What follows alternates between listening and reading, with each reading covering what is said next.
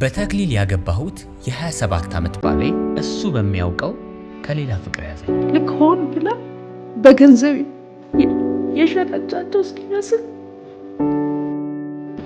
የኔ መድኃኒዓለም በዕለተ ቀኑ አጋለጠልኝ። ፋይናሊ ለፋሲካ ዋዜማ ሊወጣ ዕቃዬን ይዤ ፋሲካ ሆኖ ብዙ ፈተና ነው ያየሁት እዛ ቤት ስኖር። እውነት ለመናገር የመኝታ ቤቱን ቁልፍ እኔ ነበርኩ የሚይዘው። እኔ ወደቅኩ፣ ፌንት ሰራሁ። ደም በደሙ በአምቡላንስ ጠርተው ወሰዱኝ። በጣም የእውነት ከሚል በላይ እንዳየሁት ነው ያፈቀርኩት። ረጅሙን ጊዜ ከሱ ጋር ማሳለፍ፣ ከሱ ጋር ማውራት፣ መጫወት፣ መሳቅ። ስለዚህ እኔ ፕሮግራም አለኝ ብዬ አስፈቅጄ እሱን ማግኘት ነበረብኝ፣ ግን ታወቀብኝ።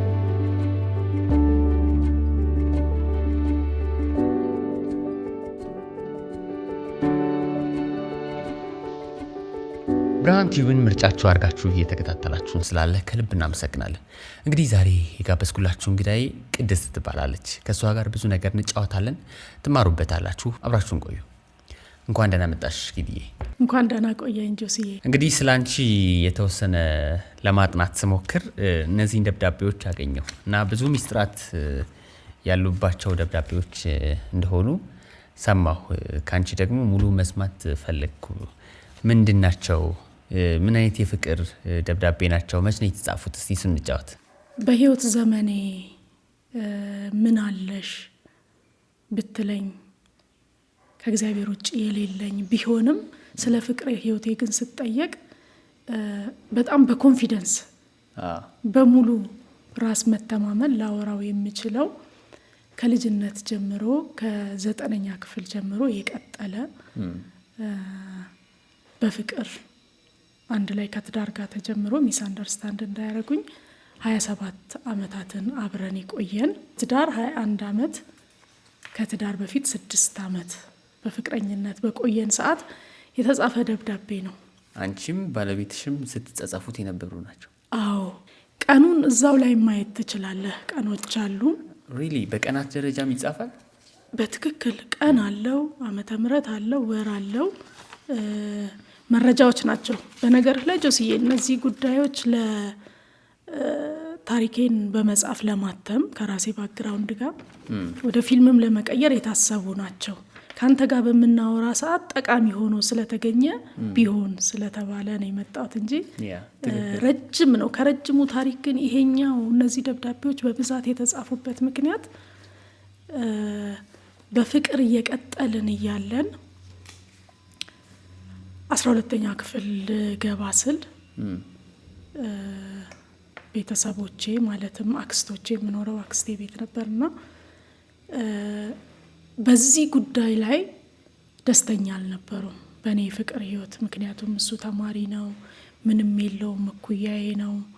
እንዴት ከእንደዚህ አይነት ሰው ጋር የተሻሉ ሰዎች አሉ የጠየቁ ለትዳር የተሻለ ነገር እያለ በትምህርትሽ ጎበዝ ነሽ እንዴት የሚል ቁጭት ስላለባቸው እኔ ደብረ ብርሃን ነው የምኖረው። ከምኖርበት ከደብረ ብርሃን ከተማ ወደ ሸኖ ሄጄ 12ኛ ክፍልን እዛ እንድፈተን በእነሱ አስተሳሰብ ከሱ ስርቅ በደንብ እንዳጠና እኔ ላይ የሆነው ግን በጣም ሰቃይ ከትምህርት ቤቱ ከኦል ተሸላሚ ባክግራውንድ ያለኝ ሴት ልክ ወደዛ ስወሰድ ልጅ ነኝ፣ እዚህ ጋር የፍቅር ህይወት አለ፣ በጣም አፈቅረዋለሁ፣ መለየቱ ያማል፣ በፍጹም ሳንተያዩ ለን አድረን አናቅም፣ እማላቀው አይነት ትሬንድ ሆነ።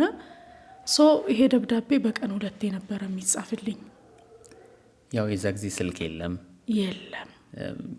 ብዙ አይነት ኮሚኒኬት ልታደርግ የሚችልባቸው ሚንሶች የሉም። ስለዚህ ያለው አማራጭ ምንድነው? ደብዳቤ። ማለዳ እሱ ተነስቶ ትምህርት ቤት ከመሄዱ በፊት ደብረ ብርሃን መናኸሪያ ይሄድና የሚመጣ ሚኒባስ የተዋወቅኩት ልጅ አለ፣ መስፍን ፎቶ ባንድ ይባላል። ፎቶ ቤት ነው የሚቀመጥልኝ ይሄ ደብዳቤ። እዛ ፎቶ ቤት እሱ ሲልከው እኔ ክላስ ሜት አለችኝ፣ እሷ ይዛልኝ ትመጣለች ክላስ። እኔ ደግሞ ወደ ክላስ ከመሄዴ በፊት መናኸሪያ ሄጄ ለሱ ልክለታለሁ። እሱ ደግሞ ሚኒባሱ ሲመለስ ደብዳቤውን ይቀበላል። በቀን 2 ሊሆን ይችላል ይሄ ሚኒባስ በተመላለሰ ቁጥር ደብዳቤ እኔም ይዞልኝ ይመጣል፣ ለሱም ይዞለት ይሄዳል። መች ነው ማነበው? የቤተሰብ እንዳያየኝ፣ አክስቴ እንዳታየኝ ክላስ። እንግዲህ በጣም ብዙ ጽሁፍ ነው የሚጻፈው፣ በጣም ረጃጅም ናቸው ማየት እንችላለን። ይሄ በዚህም እንግዲህ በዚህም ነው፣ ይሄ አንዱ ነው። በጣም ብዙ ናቸው። በእያንዳንዱ የፍቅር ደብዳቤዎች ውስጥ ምን አይነት ስሜት ነበረው አንቺ? በጣም ደስ የሚል ፍቅር በዛ ጊዜ ቀረ ምናምን የሚባልበት ሲዝን ኦፍኮርስ አዎ፣ በጣም ደስ የሚል ስሜት። ምክንያቱም ያንን ባነበብኩት ቁጥር ምን ያህል ልቤ እንደሚሞቅ ምን ያህል ደስ እንደሚለኝ። ያው አንተ በፍቅር ታሪክ ስለጀመርክ እንጂ የእኔ ባክግራውንድ ማንም የለኝም። እኔን ሀግ ሊያደርግ የሚችል እኔን ወድሻለሁ የሚል የለም፣ አጠገቤ ማንም የለም። በተለያየ አጋጣሚ እንዳልደበላለቅብህ ባክግራውንዴን በዚሁ ነካ ባደርግ አባቴን በ4 ዓመት ወር በ5 ዓመቴ ነው ያጣሁት። ኦልሞስት አላቀውም ማለት ይቻላል። ትልቅ ፋሚሊ አካባቢ ያለ ፊታውራሪ ቅጣው ይባላሉ፣ የድሮ አገረ ገዢ አይነት። የእሳቸው ፋሚሊ ነን፣ የታላቅና የታናሽ ልጆች ይባላል። ክፍሌ በቀለ ይባላል። ኮድ 23 የምትባል መኪና ነው በወቅቱ የሚነዳው። መኪናዋን ላሳየ እችላለሁ ከሱ ፎቶ ጋር። እና እርሊ ነው የሞተብኝ። አባቴን አላቀውም፣ የአባት ፍቅር አላየውም። እናታችን ብቻዋን ነበር የምታሳድገን። በጣም የምትወደድ እናት፣ በጣም ዋጋ የከፈለችልን፣ የሚያሳዝን ህይወት ያሳለፈች። ምናልባትም ከእሷ ህይወት ምን ያሳዝንሻል ብትለኝ በልጅነቷ ነው እሷም ወደ ትዳር የገባችውና እኔን ስትወልደኝ የ9ኛ ክፍል ተማሪ ናት። ትምህርቷን አቋርጣ ኤቭሪቲንግ እኔን ትሪት ወደ ማድረግ ገባች። በዛ ህይወት ውስጥ እሷ ሚስ ያደረገችው ትዳር አለ። ከዛ በኋላ ከሌላ ነው የተወለዱት እህት ወንድሞቼ። አባት የሚባል ነገር አብሮን እኛ ቤት የኖረ የለም። የአባትነት ፍቅር አላየንም። ከዛ የተነሳ እኔ ሰው ስፈልግ የት ነው የምትሄጂው ብትለኝ ቤተ ክርስቲያን ነው። ደብረ ብርሃን ስላሴ ወይንም ደብረ ብርሃን ኪዳነ ምሕረት እሄድና በቃ በገባኝ ቋንቋ ለእግዚአብሔር እነግረዋለሁ። የከፋኝ ካለ እዛ ነው የማወራው። ደስ ያለኝ ካለ ብዙም ደስ የሚል ነገር አልነበረም። ባይዘወይ እናቴን ገና የ4ኛ ክፍል ተማሪ ሆኜ ነው እሷን የሚያጣሁት። እሷን የሚያጣሽው? ኦፍኮርስ እሷም ከኔ በኋላ 3 ልጆችን ወለደች። የ8 ወር ልጅ የምታጠባትን ትንሿን እህቴንና የ5 ዓመቷን ይዛ በወቅቱ ወለጋ ነበረ የምንኖረው፣ ሻምቡ ከተማ። ከዛ ወደ ደብረ ብርሃን እህትሽ ታማለች፣ ታላቅ እህትሽ ስትባል እሷን ለማየት እህቴን ሳላያት እንዳትሞት ብላ በጣም በሩጫና በፍጥነት ነው ወደ አዲስ አበባ ልትመጣ ስትል ሆለታ የሚባል አካባቢ በወቅቱ 1984 የመንግስት ሽግግር አይደለ የነበረው፣ የደርግ መንግስት ወደ ኢህአዴግ ሲገባ እዛ ታይም ላይ ብዙ ሽፍቶች ብዙ ቀማኞች የነበሩበት ሰዓት ነው። እሷ ደግሞ እየመጣችበት ያለው የአንድ ጉራጌ መኪና ነጋዴ ነው። የላንድ ሮቨር የሚባለው አይነት መኪና ነው። ከሹፌሩ ጀርባ ነው ያላችሁ። ታርጌታቸው እንደተነገረን እንግዲህ ሹፌሩን መጥቶ ለመዝረፍ ነው። ግን በወቅቱ የሆነው ሌላ ነው። የእኛን እናት ደረቷን ጥይት ይመታትና ትወድቃለች። ልጅ እያጠባች ነው። እያጠባች ማንም ምንም አልሆነም። እሷ ብቻ ናት እሷ ተመታች። ህፃኗ ምንም አልሆነችም። ወደቀች፣ ከነጡቱ ይዛት ወደቀች። የ5 ዓመቷ ፍንጥቅጣቂ የጥይት አረፈባት። እጅግ በጣም አሳዛኝ በሆነ ሁኔታ በኢየሱስ በዛ ሰዓት እናታችንን አጣን። 4 ልጆች ነን። ሻምቡ ከተማ ላይ ምንም አይነት ዘመድ የለም። ዘመድ ከተባለ የወንድሜና የእህቶቼ አባት፣ እሱም ሌላ ፋሚሊ ያለው ሌላ ትዳር ሌላ ልጆች ያላቸው ለኛ ፋሚሊ እንደ አንደኛ ተጠሪ ሊሆኑ የማይችሉ ሊያዩን የማይችሉ ባለበት ሁኔታ ነው ፋሚሊያችንን ያጣ ነው።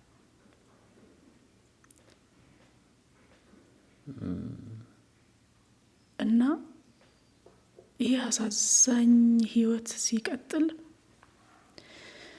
እዛ ሀገር ላይ ማንም ተጠሪ ስላልነበረ ወደ ደብረ ብርሃን አስከሬኑ ተጭኖ መጣ።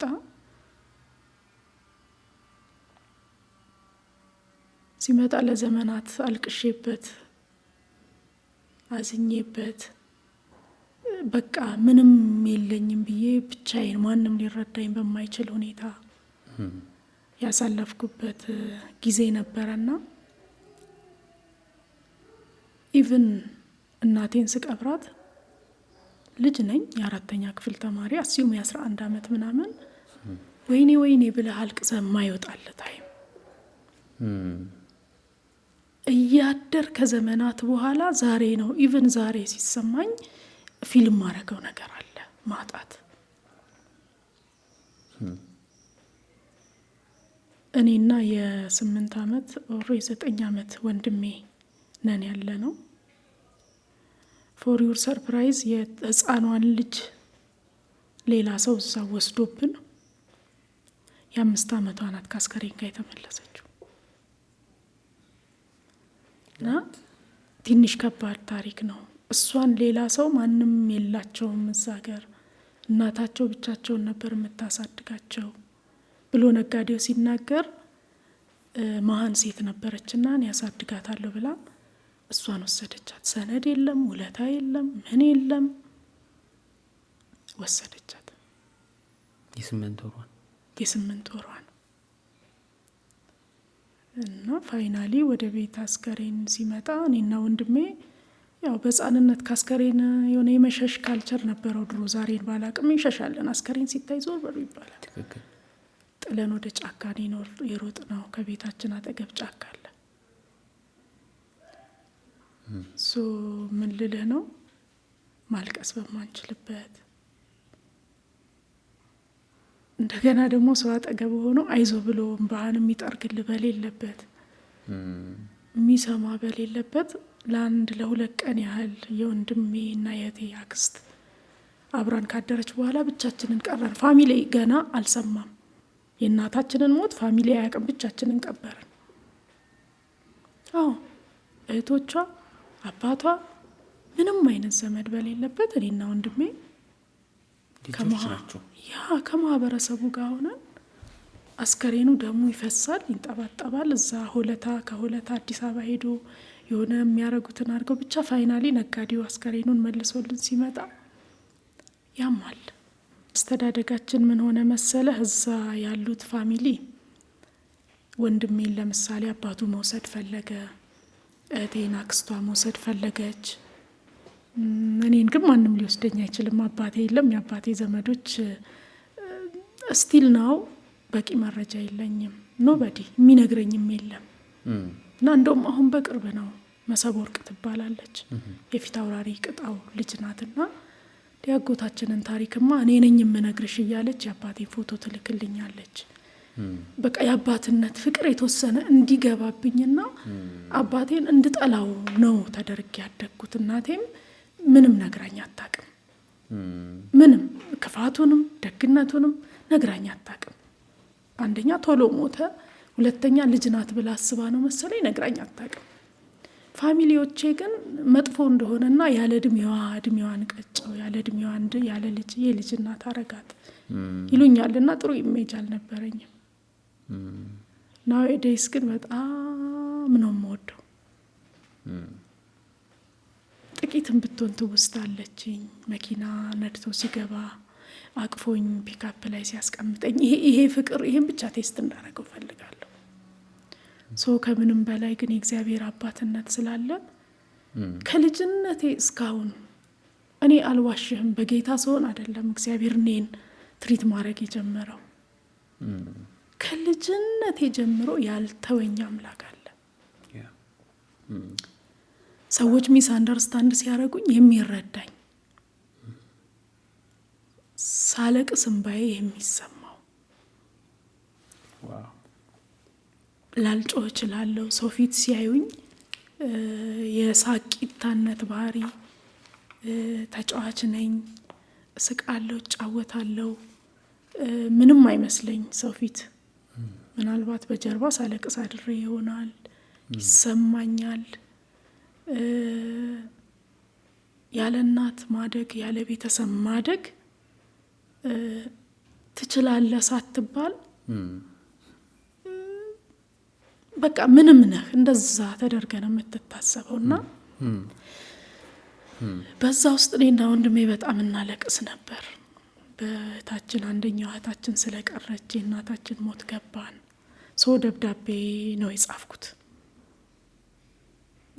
ከጎኔ ያለ ትልቅ ሰው አለ። ደብዳቤ ጽፈን ደብረ ብርሃን ሞዴል ቁጥር 1 ትምህርት ቤት ያክስቴ ባለቤት እንደሚሰራ አውቃለሁ። ደብዳቤ ጽፈን ለሞዴል ቁጥር 1 ትምህርት ቤት እስኪደርስ ድረስ እዚህ 40 ተደገሰ። ቤተሰብ የሷን ሞት እስከ ባላወቀ ታይም ማለት ነው።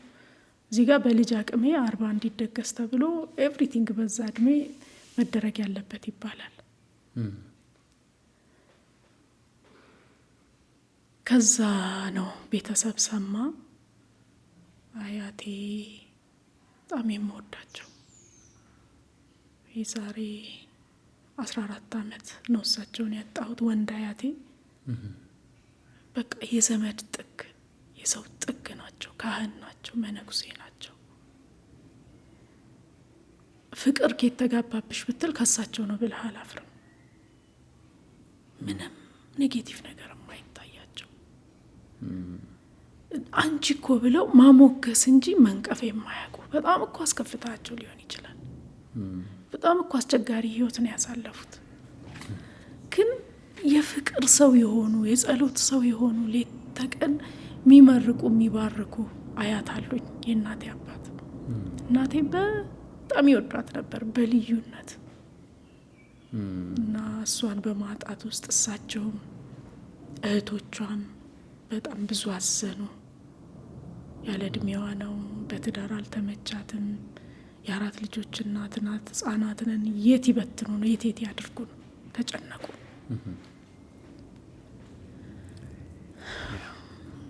ሶ አያቴና 2 አክስቶቼ መጡ። አባ መስፍን ይባላሉ። አያቴ አባ መስፍን ጋረደው። አንደኛው አክስቴ በጣም ትንሽ ናት፣ ያኔ ብርሃኔ መስፍን ትባላለች። ትልቋ ውባየው መስፍን። እነሱ መጡ ማለት ነው። ምንድነው ለቅሶውንም ሊደርሱን ግራም ስለገባቸው ምን እንደሚያረጉን ለመመካከር እነሱ ሲደርሱ ትንሽ ሰው አለኝ የሚል ስሜት ተሰማን። ተስፋ። አዎ ተስፋ። ከዛ ግን ጥያቄው ልንበታተን ነው። አሁንም እዛ አባትየው ስጡኝ ይላል፣ የሆነ ሰውን በታትናቸው ይላል፣ እኔን ሰው ቤት ቢሆን ሰርታ ትደግ ይላል። የተለያየ ውይይት። ግንቦት 14 ነው የሞተችው። እንዲህ ያልን ሐምሌ ደረሰ፣ ትምህርት ተዘጋ። በቀጥታ ይዘውን ወደ ደብረ ብርሃን መጡ። ሁላችንንም ከጠፋችሁ እህቴ በስተቀር ማለት ነው። 3ታችንን ይዘውን መጡ። ትልቁ አክስታችን ቤት አበባዬ መስፍን ጋር ነው ያረፍነው። በነገራችን ላይ ከባድ ነው። እሷም የልጆች እናት ናት። ተደርበን 3 ልጅ ባንዴ ሲመጣ አስተማሪ ናት፣ ባሏም አስተማሪ ነው። ያን ያህል ፋይናንሻሊ ትልቅ አይደለችም፣ ከሌሎች ትሻላለች በሚል ይምጡ በሚል ወስደው አያቴ አስቀመጡን። ለትንሽ ጊዜ ሰው አገኘን ብለን ትንሽም ቢሆን ደስ ብሎን እየኖርን፣ ግን ሁላችንንም የማሳደግ አቅም ስለሌላት ኦፖርቹኒቲ ሲፈለግ የእርዳታ ድርጅት ነው ሌት ተቀን የሚፈለገው። ያ የእርዳታ ድርጅት ሲፈለግ በወቅቱ የመንግስት ሽግግር ስለሆነ ለተፈናቀሉ ላጡ ስንዴም ዘይትም ልብስም በቃ ኤቭሪዌር ልመና ባለበት ልመና ወጣን። ዛሬ የምስቀው ባይዘወይ ስላለፈ ነው እና ያማል። ከትምህርት ቤት ቀርተን ሊሆን ይችላል እና እዛ ሰዎቹ ጋር ሄደን ልጆች ነን እንዲስጡን እንዲበሉ ሲባል አያት ያሉ በቃ እንድናሳዝን ጀስት አልቅሱ እንባላለን እንባችንን ሲያዩ እንዲረዱን ማለት ነው። እና እናለቅሳለን።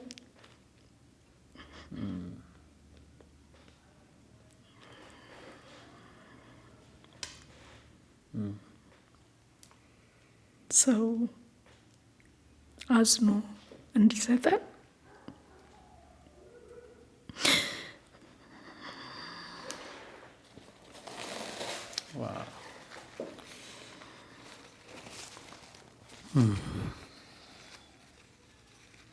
እናለቅስ ነበር።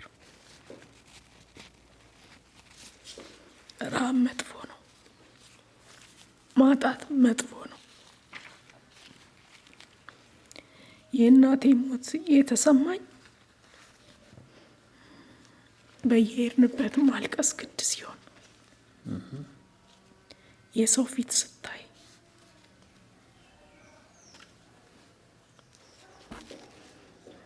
እናት አትሞት።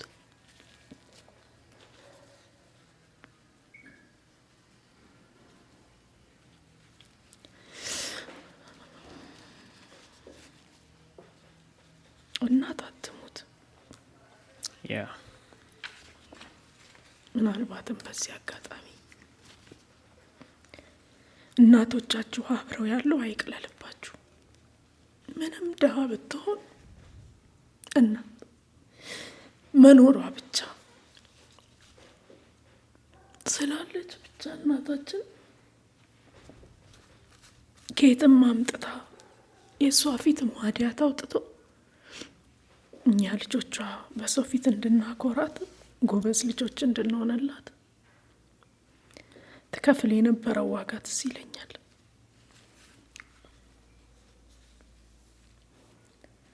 እሷ በሞተች በቀናት ልዩነት ግን መለመን ግድ ሆነ።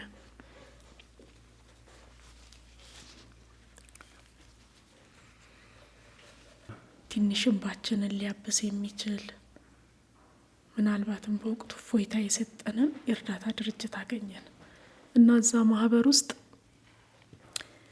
ለትንሽኛዋ በዚህ መሀል ላይ በነገር ላይ እህቴ በሆነ አጋጣሚ ተመልሳ ተገኘች። ታሪኩን ሙሉ እንዳረግልን ከዛ ከወራት በኋላ እህታችን መጣች፣ ተገኘች። የስንት ዓመት ልጅ ሆና ተገኘች? የ8 ወር ልጅ አልኩ እኮ እናታችን ስትሆን የ8 ወር ልጅ ነው። የተወሰነ 1-3 ወር ይሁን 4 ወር ያህል ጠፍታ በስንት መከራ ነው እንደገና የተገኘችው። ሰው ዓመትም አልሞላትም ስቲል ስትገኝም። አዎ አልተገኘም። እና በጣም ነው መወዳት። እኔ ነበርኩ ማዝናት በወቅቱ ማዝላት። የእሷ መጉደል አሁን ከእናታችን ሞት በላይ ደግሞ የእሷ መጉደል ያመን ነበር። ይኸውልህ ምኑ መሰለ ጭንቁ፣ አሁን እንደምነግርህ አክስታችን ቤት ሆነን ድንገት ዝም ብለህ የምታለቅስበት ኦፕሽን አይኖርህም። ምን ብለህ ታለቅሳለህ? አንድ እሱ ነው። ሁለተኛ ተማሪዎች ነን፣ ትምህርት ቤት ነው የምንውለው። ከትምህርት ቤት መልስ ደግሞ የሆነች አሁን እንዳልኩ አክሰስ ለመፈለግ የእርዳታ የምን ማንሄድበት በእግራችን ነው የምንሄደው። ማንሄድበት ቦታ የለም። ከማጋ ከአያቴ ጋር ለምን አያቴ ደካማ ናቸው፣ ሽማግሌ ናቸው። እሳቸውን ሲያ የማይራራ የለም። ሶ እኛን ለማዳን ሲሉ አክስቴ ብትል አያቴ ብትል በጣም ተጨነቁ። ቋሚ ነገር ስለሚያስፈልግ ትክክል በጣም። ከዛ እግዚአብሔር ደግ ነው፣ እህታችን ተመልሳ መጣች። አብረን ለመኖር ግን እድል አላገኘንም። ይዛት የመጣች አክስታችን ሌላኛው አክስታችን ብዙ ወርቅ መስፍን ትባላለች። እሷ እንዳዘለቻት ይዛት ወደ ቤቷ ሄደች እና ከፋን። አንድ ላይ ማደግ ነበር የምንፈልገው፣ አይገባንም እኛ በወቅቱ። አሁን አስበው እንግዲህ እናታችን ሞተች፣ እህታችን ተለየችን፣ 3ታችን እዚህ ቀረን። ከዛ ደግሞ ከ3ታችን መካከል ሁለተኛዋ እህቴ 5 ዓመቷ ገነት እርዳታ ድርጅቱ የውጭ ጉዲፈቻ አገኘንላት፣ እንውሰዳታሉ። ለጉዲፈቻ ልትሰጥ መታ። በወቅቱ አስታውሳለሁ ሲስተር አሰገደች ትባላለች። ለመጀመሪያ ጊዜ በቃ ሰው ይወደኛል ለካ እንድል ያረገችኝ እቅፍ አርጋ የሳመችኝ ሲስተር ናት። ካቶሊክ ናት፣ እህት ናት። እና እሷ እንደዛ ስትል ሲስተርዬ ብጠፋብንስ እሷ ከምትሆን ወንድሜን ውሰዱት፣ እኔ እሷን አሳድጋታለሁ። ትንሿ ኦልሬዲ አንዷ አክስቴ ናት፣ ወንድሜን ውሰዱት አልኩኝ። ከዛ ሌላ ቀን እንደገና አክስቴን አማከረቻት። አክስቴም ደስ አላት። አስተማማኝ ነው ወይ ብላ አለቀሰች አስታውሳለሁ በቀኑና ለምንድን ነው ይሄን ማወራው? እህትና ወንድሞቼ ሚስ አንደርስታንድ አድርገዋታል አክስቴንም እኔንም ጭምር ማለት ነው። ልክ ሆን ብላ በገንዘብ የሸጠቻቸው እስኪመስል ምንም እኛ ይሄን እርዳታ በማግኘታችን አክስቴ ያገኘችው ነገር የለም። እስቲል ነው እሷም እኔን ራሱ ሚስ አንደርስታንድ ታደርገኛለች። እንደማልወዳት እንደማንቀበላት ነው የምታስበው። ግን እኮ መጠለያ የሆነችን እሷ ናት። እናታችን ስትሞት ከልጆቿ ጋር ቀይጣ ሌላ ፋሚሊ ሙሉ ፋሚሊ አምጥተው መቀየጥ አደጋ ነው። እኔ ዛሬ አረገዋለሁ ወይ አያድርግብኝና ላላረገው እችላለሁ። ያን አድርጋለች። እኔ በዚህ በጣም ላመሰግናት እወዳለሁ። እማዬ ነው ማለት ግን በዛ ልክ አልቀጠለችልኝም፣ አልተረዳችኝም። እንደምወዳት አይገባትም። ልጆቿ ቢሆኑ ፍቅሯን ሲገልጹላት ትረዳለች። እኔን እንደራስ ወዳድ ነው የምትቆጥረኝ። በፍጹም አታምነኝም። በእውነት መውደዴን የምገልጽበት ነገር ስለሌለኝ ማለት ነው። በዚህ አጋጣሚ ምን ያክል እንደምወዳት ለምን እንደምትርቀኝ ግን አላውቅም። ብዙ ፈተና ነው ያየሁት እዛ ቤት ስኖር። እናቴን ማጣት ያለ፣ ትምህርት ያለ፣ እህቶች ያሉ፣ ጨነቃለሁ። ታላቅ ነኝ።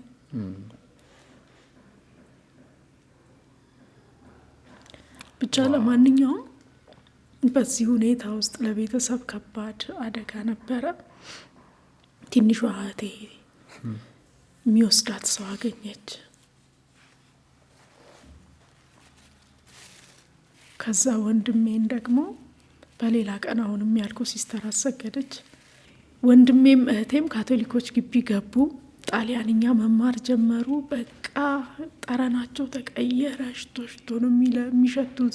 እነሱ የተለየ ነገር አገኙ። ከዛ ለእኔ ልብሶች ይመጡልኛል። ከኔ ተርፎ ለአክስቴ ልጆች ሊሆን ይችላል።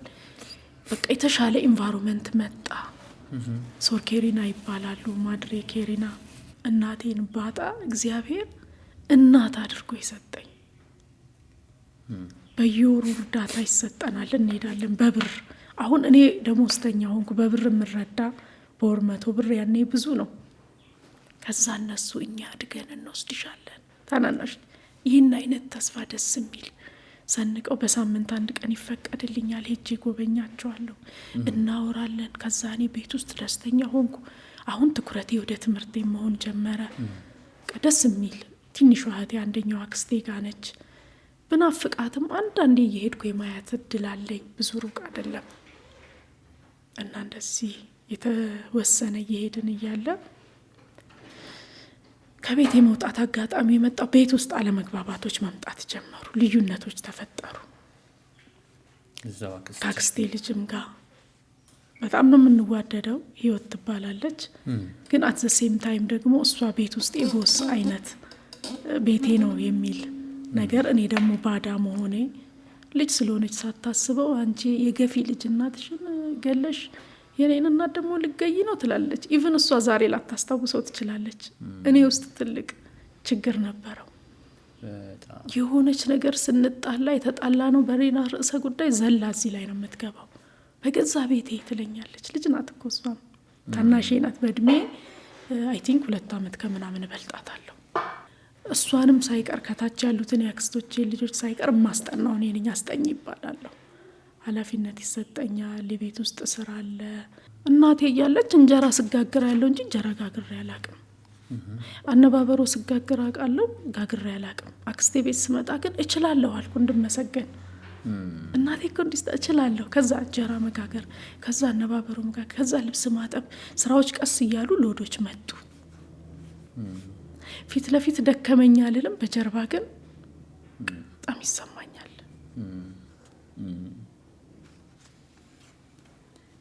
የስራ ክፍፍሉ እኩል ሊሆን አይችልም። ልጅና አንተ እኩል ሊሆን አይችልም። ለምሳሌ ሽንኩርት መላጥ ከሆነ ቅድስት ላጭው የህይወት እጇ ጥፍሯ ይበላሻል። ያምራል የሷ ጥፍር ይባላል። ምን አይነት ጠባሳ እንደሚጥል ግን አይተዋል። እና እነዚህ ታሪኮች እንዲሆነው አለቁ። 9ኛ ክፍል ደረስኩ። ከ5ኛ እስከ 9ኛ ክፍል ግማሽ ሴሚስተር እንዴትም ነገሮች ሄዱ ካክስቴ ጋር። በዚህ መሀል ፈረንጇ ይጠሩኛል፣ ይመክሩኛል፣ ያጫውቱኛል። የጎደለኝ ነገር ሲኖር ደብተር፣ ቦርሳ፣ እስክሪብቶ ኢቭን የእጅ የኪስ ገንዘብ ይሰጡኛል። ለማንም የማይደረግ ነው። ለእኔ በልዩነት ይህን ያደርጉልኛል እሳቸው። አበባዮች ሲደርስ አበባ የምሰጠው እናቴ እሳቸው ጋር ሄጄ ነው። ይሰጡኛል ብር።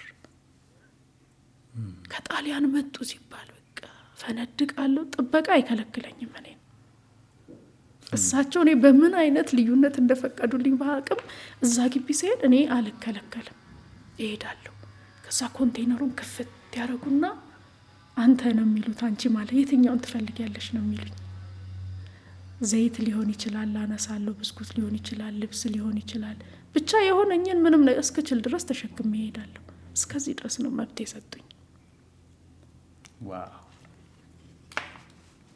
እና ገብቷል። የማይከፋኝ እንዳይከፋኝ እንደዚህ ጸጉሬ እንዳብሰው የጸጉር ቅባት አልቆብሻል ብለው አውጥተው ይሰጣሉ። ምን ያህል እንደሚጠቅም አስቢው ለማይንድሽ። በጣም ያጣሁትን ቤት ውስጥ እኮ አክስቴ ቤት ከልጆቹ እኩል ነው። ለእኔ የተለየ ምግብ አይደለም የሚሰጥ። እንደውም ምግብ ለልጆቹ የምሰጠው እኔ ነኝ። እውነት ለመናገር ሰርቼ ቆጥቤ ይሄ ላንተ ብዬ የማቀርበው እኔ ነኝ። አልተከለከልኩም። በጣም ነው የምታምነኝ። እስከ ተወሰነ ጊዜ በጣም ነው የምትወደኝ። ኢቭን ስትናገረኝ ልጇ አትናገሪ፣ እንደውም አርፈሽ ማትቀመጪ ከሆነ እነዚህ የሙት ልጆች ናቸው እነሱን ይዤ እወጣልሻለሁ እስከ ማለት ልጇን ትናገራት ነበር። ከጊዜ በኋላ ግን ነገር ተገልብጦ እኔን መስማት አቆመች አክስቴ። ምክንያቱ ስቲል ነው አላውቅም። ከዛ ቤት ውስጥ ብዙ ነገሮች መበላሸት፣ እቃዎች መጥፋት። እቃ መጥፋት ስለ ዝም ብሎ እቃ አይደለም፣ ብሩላ መጥፋት ጀመረ። ከዛ እኔ ያላየሁም ስል ብር ተፈልጎ የኔ ሳጥን ውስጥ ይገኛል ብሩ። አይ ዶንት ኖ ዋይ።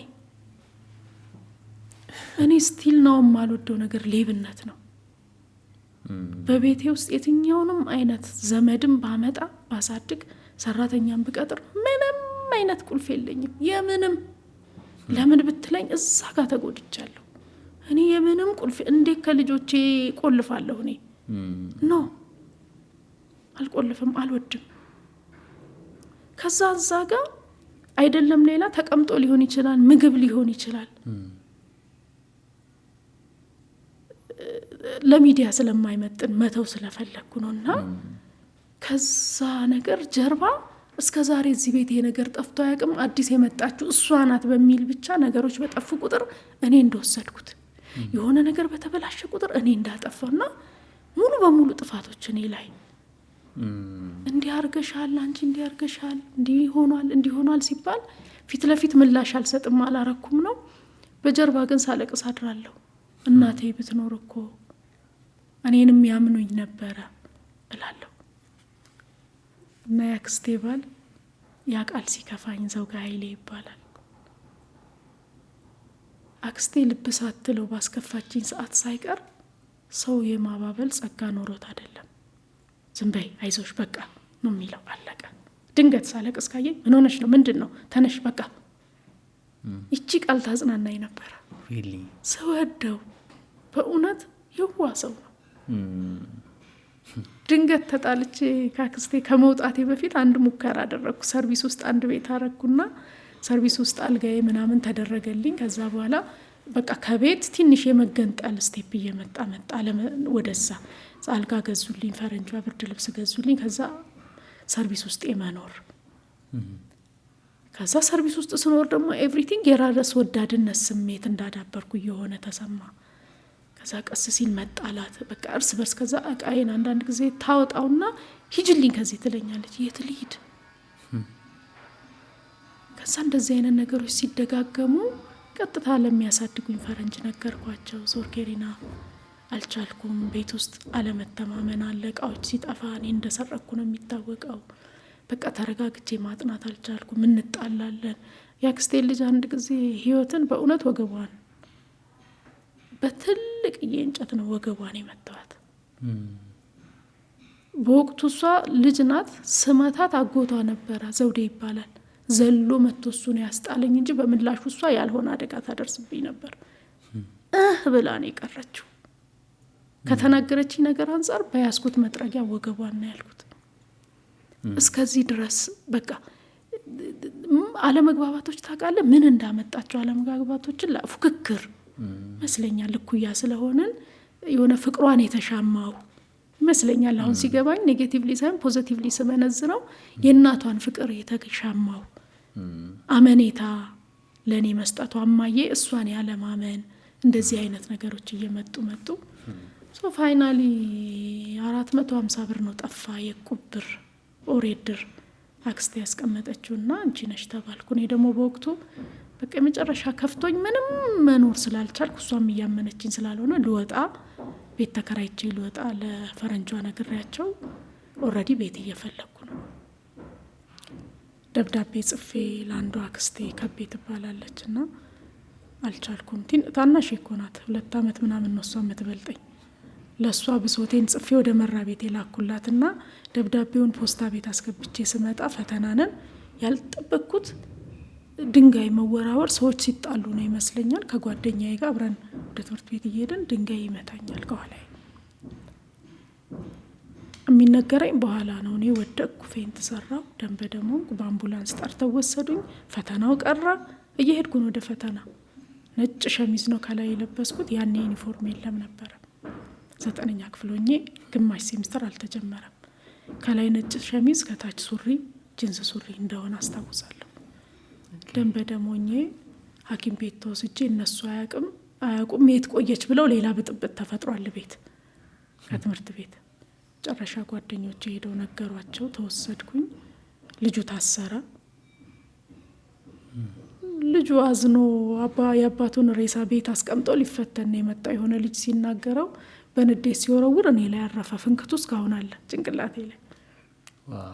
ምን ልልህ ነው ይሄን ያነሳው? ትልቅ የዚህ ቀን ልክ ቤት ስገባ ዛሬ እንኳን ታዝንልኛለች አክስቴ አይዞሽ ትለኛለች ስል እዛ ሰርቪስ ተኝቼ ባለውበት ጎረቤት ምናምን ሊጠይቀኝ መጥቷል። ጠይቀው ይልክ ሲወጡ የኔ መድኃኒዓለም በለተቀኑ አጋለጠልኝ። ኦሬኔ ገብርኤል አጋለጠልኝ። ታወጫታለሽ ብሬን ሰርቀሽ ስትሄጂ አጋለጠልኝ። ይኸው በይ ብሯን ያገኘሽበት ቦታ ቁጭ አርጊ ያለች። የምን ብር ታውቂዋለሽ? ቦታ ቁጭ አርጊ። እውነት ለመናገር የመኝታ ቤቱን ቁልፍ እኔ ነበርኩ የሚይዘው። በወቅቱ ግን ቁልፉ ከኔ ተወስዷል አመኔታ ስለቀረ እና ግራ ገባኝ። ሊገባኝ አልቻለም። ውሎ ሲያድር እኔ ያመመኝን ከመንከባከብ ይልቅ ብሩን ታምጣ ነው። አክስቴ በጣም ተሰምቷታል። ሰርቂያት ነው ብላ ምናለች። በዚህ ምክንያት የማይኬድ ስቴፕ በእውነት ነው የምልህ የማይኬድ ስቴፕ። እንደምንም አገገምኩኝ። ከዛች አልጋ ላይ ተነስቼ ክላስ መሄድ ከጀመርኩ በኋላ ቀጥታ ቤት ነው የፈለኩት። ከዚህ በኋላ እዚህ ቤት አልቀመጥም ነው ያልኩት። እንዲሆኜ እንኳን ካራሩልኝ ለምን ምን እሰራለሁ እዚህ ቤት? አልነገርኳትም፣ አላማከርኳትም፣ ብሩን አልወሰድኩም። ብርሽ እውነቱ እስኪወጣ ድረስ እዚህ ቤት እኖራለሁ፣ እውነቱ የወጣለት እዚህ ቤት አታገኝኝም ብያታለሁ። ይችን ካልኩ በኋላ አያቴ ንገሩልኝ ይሄን እውነት ካልኩ በኋላ ቤት ፈለግኩ። ይችን ምክንያት ይዘን ጠበቅን። ስንጠብቅ ተከራይ የመንግስት ሰራተኛ የኮራ የደራ የመንግስት ስራ ያለው ሰው በስንተኛው ቀን የገብርኤለት ነው ሰፈር የሱቅ ሚዛን ሰርቆ ታሰረ። ሚዛን ሰርቆ ሲታሰር አውጣ ተብሎ ሲገራ ያከራየን ብሎ ብሩን አብሮ አወጣ። እግዚአብሔር እኔን ሲጠነቀቅልኝ። ከዛ መጨረሻ ላይ ያለችኝ አንድ አልጋና ብርድ ልብስ፣ ከዛ ደብተሬ ናት፣ አንድ ሳጥን የእናቴ ሳጥን ይዤ ወጣሁ። ያ ብቸኝነት አለ፣ ይሄ ሀግ ማድረግ መፈለግ አለ። እነዚህ እጦት ወደዚህኛው የፍቅር ጉዞ ነው የወሰደሽ? በትክክል አዎ። እስቲ እንቀጥል። ወደ መነሻችን ወደ ፍቅር ህይወት ስመጣ የሚቀበለ ማጣት፣ አለመታመን፣ የውስጥህን ብሶት የምትነግረው ማጣት፣ የኔ የምትለው ሰው አለመኖር የፍቅር ታሪክ ትክክለኛ ሰው አገኘ ማለት ከዚህ ሁላ ስብራት በአንዴ የምታገግምበት ህይወት ነው የሚሆነው የፍቅር ህይወት። የስ ሪሊ እኔ ለዝኔ እንደዛ ነው የሆነው። አብርሽዬ ማለትም ባለቤቴ ዘማሪ ሀብታሙ ሽብሩ እሱም ልጅ ነው እኔም ልጅ ነኝ። እሱን ባገኘሁት ሰዓት ሰንበት ትምህርት ቤት ውስጥ እሱም አገልጋይ እኔም አገልጋይ በነበርንበት ሰዓት ነው የተገናኘ ነው። ኦኬ ቤተክርስቲያን ውስጥ አገልግሎት ጀምራችሁ በዛ ደረጃ ነው? እዛ ነው የተገናኘ ነው። እኔ የሰንበት ትምህርት ቤት ኮርስ ጨርሼ ልመረቅ ሽብሸባ እየተለማመድን እሱ ደግሞ ሰንበት ትምህርት ቤት የመዝሙር የኳይሮች የቡድን መሪ የሆነ ቡድን መሪ ነው እና ሀሳብ ስጥ ተብሎ አይነትም ይመጣል እና ሲያየኝ እንደውም የመጀመሪያ ሲተዋወቀኝ ሙድ ይዞብኝ ነው ስቆብኝ ነው ከጓደኛው ጋር። ለምን ያሳቃቸው ምንድነው ቁመቴ ረጅም ነው እና ቀጭን ረጅም ነኝ። ፊት ነው ያቆሙኝ ሽብሸባው ላይ እና ምን ስለሆነች ነው እሷን ፊት ያቆሟት አይነት ብሎ ሙድ ሲስቅብኝ ውጣ ብላ የምታለማመደን የነበረችው ትዕግስት አበበ እንዲሄድ አረገችው። የቡድኑ መሪ ማለት ነው። እንዲህ ነው እንደ ቀልድ ያየኝ እዚህ አጋጣሚ ነው። ከዛ በፊት ግን ስትሸለሚ አይቻለሁ ነው የሚለው እሱ እዛው 9ኛ ክፍል ጨርሰን አልፎ ሲነግረኝ መድረክ ላይ ስትሸለሚ ከአንደኛ የወጡ ከኦል የወጡ ተብሎ ስትሸለሚ አይቻለሁ አለ። ሲያልፍ ነው የሚነግረኝ እሱን አላውቅም። እና እንዲሆነ 10ኛ ክፍል ኦልሬዲ ገባን። ስንገባ ነው እቺን ታሪክ በደንብ እየነገረኝ ያለው። ከ9 ወደ 10 ስናልፍ ነው ከሱ ጋር ይበልጥ ጓደኝነቱን የጀመርነውና ስመለስልህ ይሄ ቅድም የነገርኩህን ታሪኮች አሁን ላንተ የነገርኩህን ስንተዋወቅ ነግረው ነበር። ኦኬ ስነግረው አይዞሽ አይለኝም፣ ምንድነው አይልም፣ ለምን አይልም፣ እንዴት አይልም፣ ዝም ብሎ ይሰማኛል። ዝም ብሎ ሲሰማኝ ይመስለኛል አሁን ዘግይቼ ሲገባኝ እንደ ቴራፒ ሆነ ይመስለኝ። ኦኬ ሶ በጣም ነው የምንዋደደው። የፈጠነ የፍቅር ህይወት ውስጥ ነው የገባ ነው። ባንዴ አይደለም እኮ በመተያየት ረጅም ጊዜ ለፍተናል። አየዋለሁ፣ አፍራለሁ፣ እሱም ያየኛል፣ ይፈራል። መጠያየቅ የሚባለው ስቴፕ ያስፈራ ነበር። ሰላምተኛ ልጅ መጣች ነው የሚባለው ለሱ። እኔ ደግሞ ሳየው ኖርማል መሆን አልችልም። በጣም የእውነት ከምል በላይ እንዳየሁት ነው ያፈቀርኩት። ስለዚህ እሱን ለማግኘት ወንድሙን ቀዳሚ ነሻ ኦፍ ኮርስ ለማየት አዎ ነው በፍቅሩ ራሱ ቀዳሚ ነሽ ኦፍ ኮርስ። ከዛ በኋላ ነው እኔ ወደሱ እየቀረብኩ ስመጣ እሱም ለካ የራሱ ነገር አለው አፕሮች እየሆነ ስመጣ እንዲች ልጅ የተለየ ነገር ነው ምንድነው ወደሚለው ከዛ መቀራረብ ጀመረን። ከዛ በኋላ እሱ ሰንበት ትምህርት ቤት አገልጋይ ነው። እኔ እዛ በኳየር ማገልገል ጀመርኩኝ። ከልጅነቴ ጀምሮ ወደ ቤተ ክርስቲያን መሄድ በጣም እወዳለሁ እና እማላቀው አይነት ዘመድ፣ እማላቀው አይነት ሰው፣ እማላቀው አይነት እሱ እኮ ስለ ራሱ ብዙ ላይ ነግረኝ ይችላል። ምናልባትም እኔ እንደዚህ እያልኩኝ የተፈራ ነጋሽን ዘፈን ዝፈንልኝ እለዋለሁ። በዛ ሰዓት ልጆች ሆነን ዝፈንልኝ እለዋለሁ። የእናቴ ያ ጠባሳው ስላለ በቃ የሚያስለቅሱ ዘፈኖች ዝፈንልኝ እለዋለሁ። ድምፁ ያምራል፣ ያው ታውቃለህ የተቀባ ድምፅ ነው ያለው። ዝፈንልኝ እለዋለሁ፣ ዘምርልኝ እለዋለሁ። ይዘምርልኛል፣ ይዘፍንልኛል። ከዛ እያልን አይምሮዬ ደግሞ ብስል ስለሆነ እኔም በሱ ውስጥ ያላያቸውን አንግሎች ትችላለህ፣ ታደርጋለህ እያልኩ እየተገነባባን አደግን እና የፍቅር ህይወት የሚባለው ነገር ግን በጣም እየበዛ ሲመጣ ከትምህርቴ ይልቅ ወደ ለሱ ጊዜዎችን ወደ ማድረግ መጣው።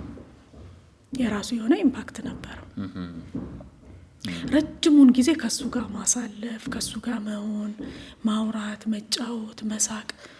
ያቺ አልቃሻ የነበርኩ ሴት ግልብጥ አልኩና ድሮ ምስቀው ውጪ ብቻ ነበር። አሁን ቤቴ መሳቅ ጀመርኩ። ደስ ይለኝ ጀመረ። ተስፋ ውስጥ ያደረ ዛሚ ጽፋቸው ደብዳቤዎች ውስጥ ብታይ ቤት ስዕል ይስልና ሳድግ ቤት ሰራልሻለሁ፣ ስናድግ ልጆቻችን እንዲሆናሉ፣ እኔ ሳድግ እንዲሆናለሁ፣ አንቺን የሆነ ተስፋ የለም እዛው ሆኖ ለልጆቹ ስም ይወጣል።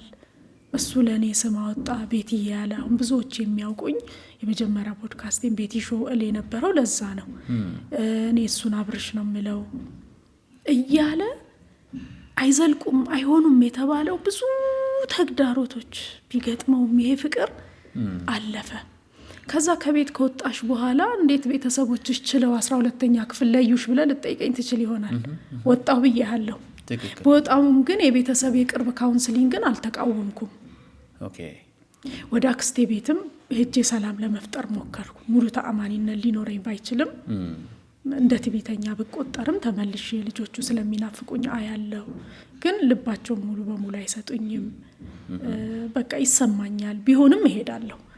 እንዲህም ሆኖ እህቴም እያደገች እኔም እያልኩ 12ኛ ክፍል ደረስኩ እና በጣም በጥሩ ተስፋ ግን 12ኛ ክፍልና 11ኛ ክፍል ግማሽ ላይ ሌላ ቻሌንጅ ገጠመኝ። የገጠመው ቻሌንጅ እርዳታው አቆመ።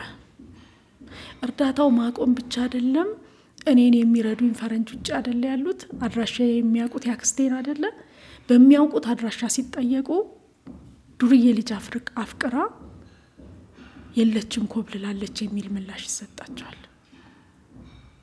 ከዛ የወሬ በእጃ ዙር እቺ ካቶሊክ ያልኩ ሙሽሪት አክስቴ እሷ ናት አራለች የሚል መልስ ሰጥታልኝ ተፈልጌ ነው እንደገና የተገኘሁት። በዚህ መሀል ብዙ ችግር ገጠመኝ። እርዳታው ቆመ። ስለዚህ እኔ ምን ማድረግ አለብኝ? ሴት ነኝ፣ ባለኝ ትርፍ ሰዓት ስራ መስራት አለብኝ። እንደዚህ አይነት ኦፕሽኖች ጀምሬ ነበረ። ወንደላጤዎች ቤት ስራዎችን እሰራለሁ ባለኝ ትርፍ ሰዓት።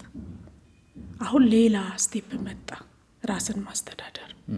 እሱ የአገልጋይነት ማይንድ ከልጅነቱ ስላለው የመድረክ ሰው ነውና እሱ መጋለጥ ስለሌለበት አንተ ምንም አትሰራም እኔ ከቨር አረጋለሁ ብዬ ለምን ልብስ አይሆንም እኔ ሰርቼ ከቨር አረጋለሁ። ይሄም ምልህ ገና 12ኛ ክፍል ሆኜ ነው። በችግር ምክንያት እናቱን ሊረዳ እሱም ተመልሶ ነበር ወደ ደነባ።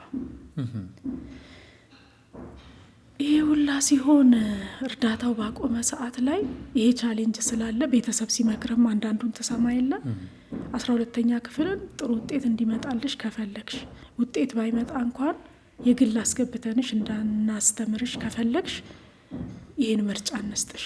ሸኑ ያለችው አክስትሽ ጋር ተማሪ፣ ከሱ ጋር ያለሽን ሁኔታ ቀንሺ፣ አቁሚ፣ ይሄ እንዲሆን እዛ ሂጂ የሚል ቀጥ ያለ ትዕዛዝ ነው የመጣው። አሁን ችግር ውስጥ ነኝ። ምንም 100% ፍቃደኛ ባልሆንም አስገዳጅ ሁኔታ ሲሆንብኝ እሺ ያልኩ። ሸኖ ለ6 ወር ያኔ 6 ወር 7 ወር ነው። ግንቦት ላይ ትፈተናለህ፣ ሚያዝያ ወር ግንቦት ማትሪክ። ያኔ ሄድኩኝ 1992 ነው።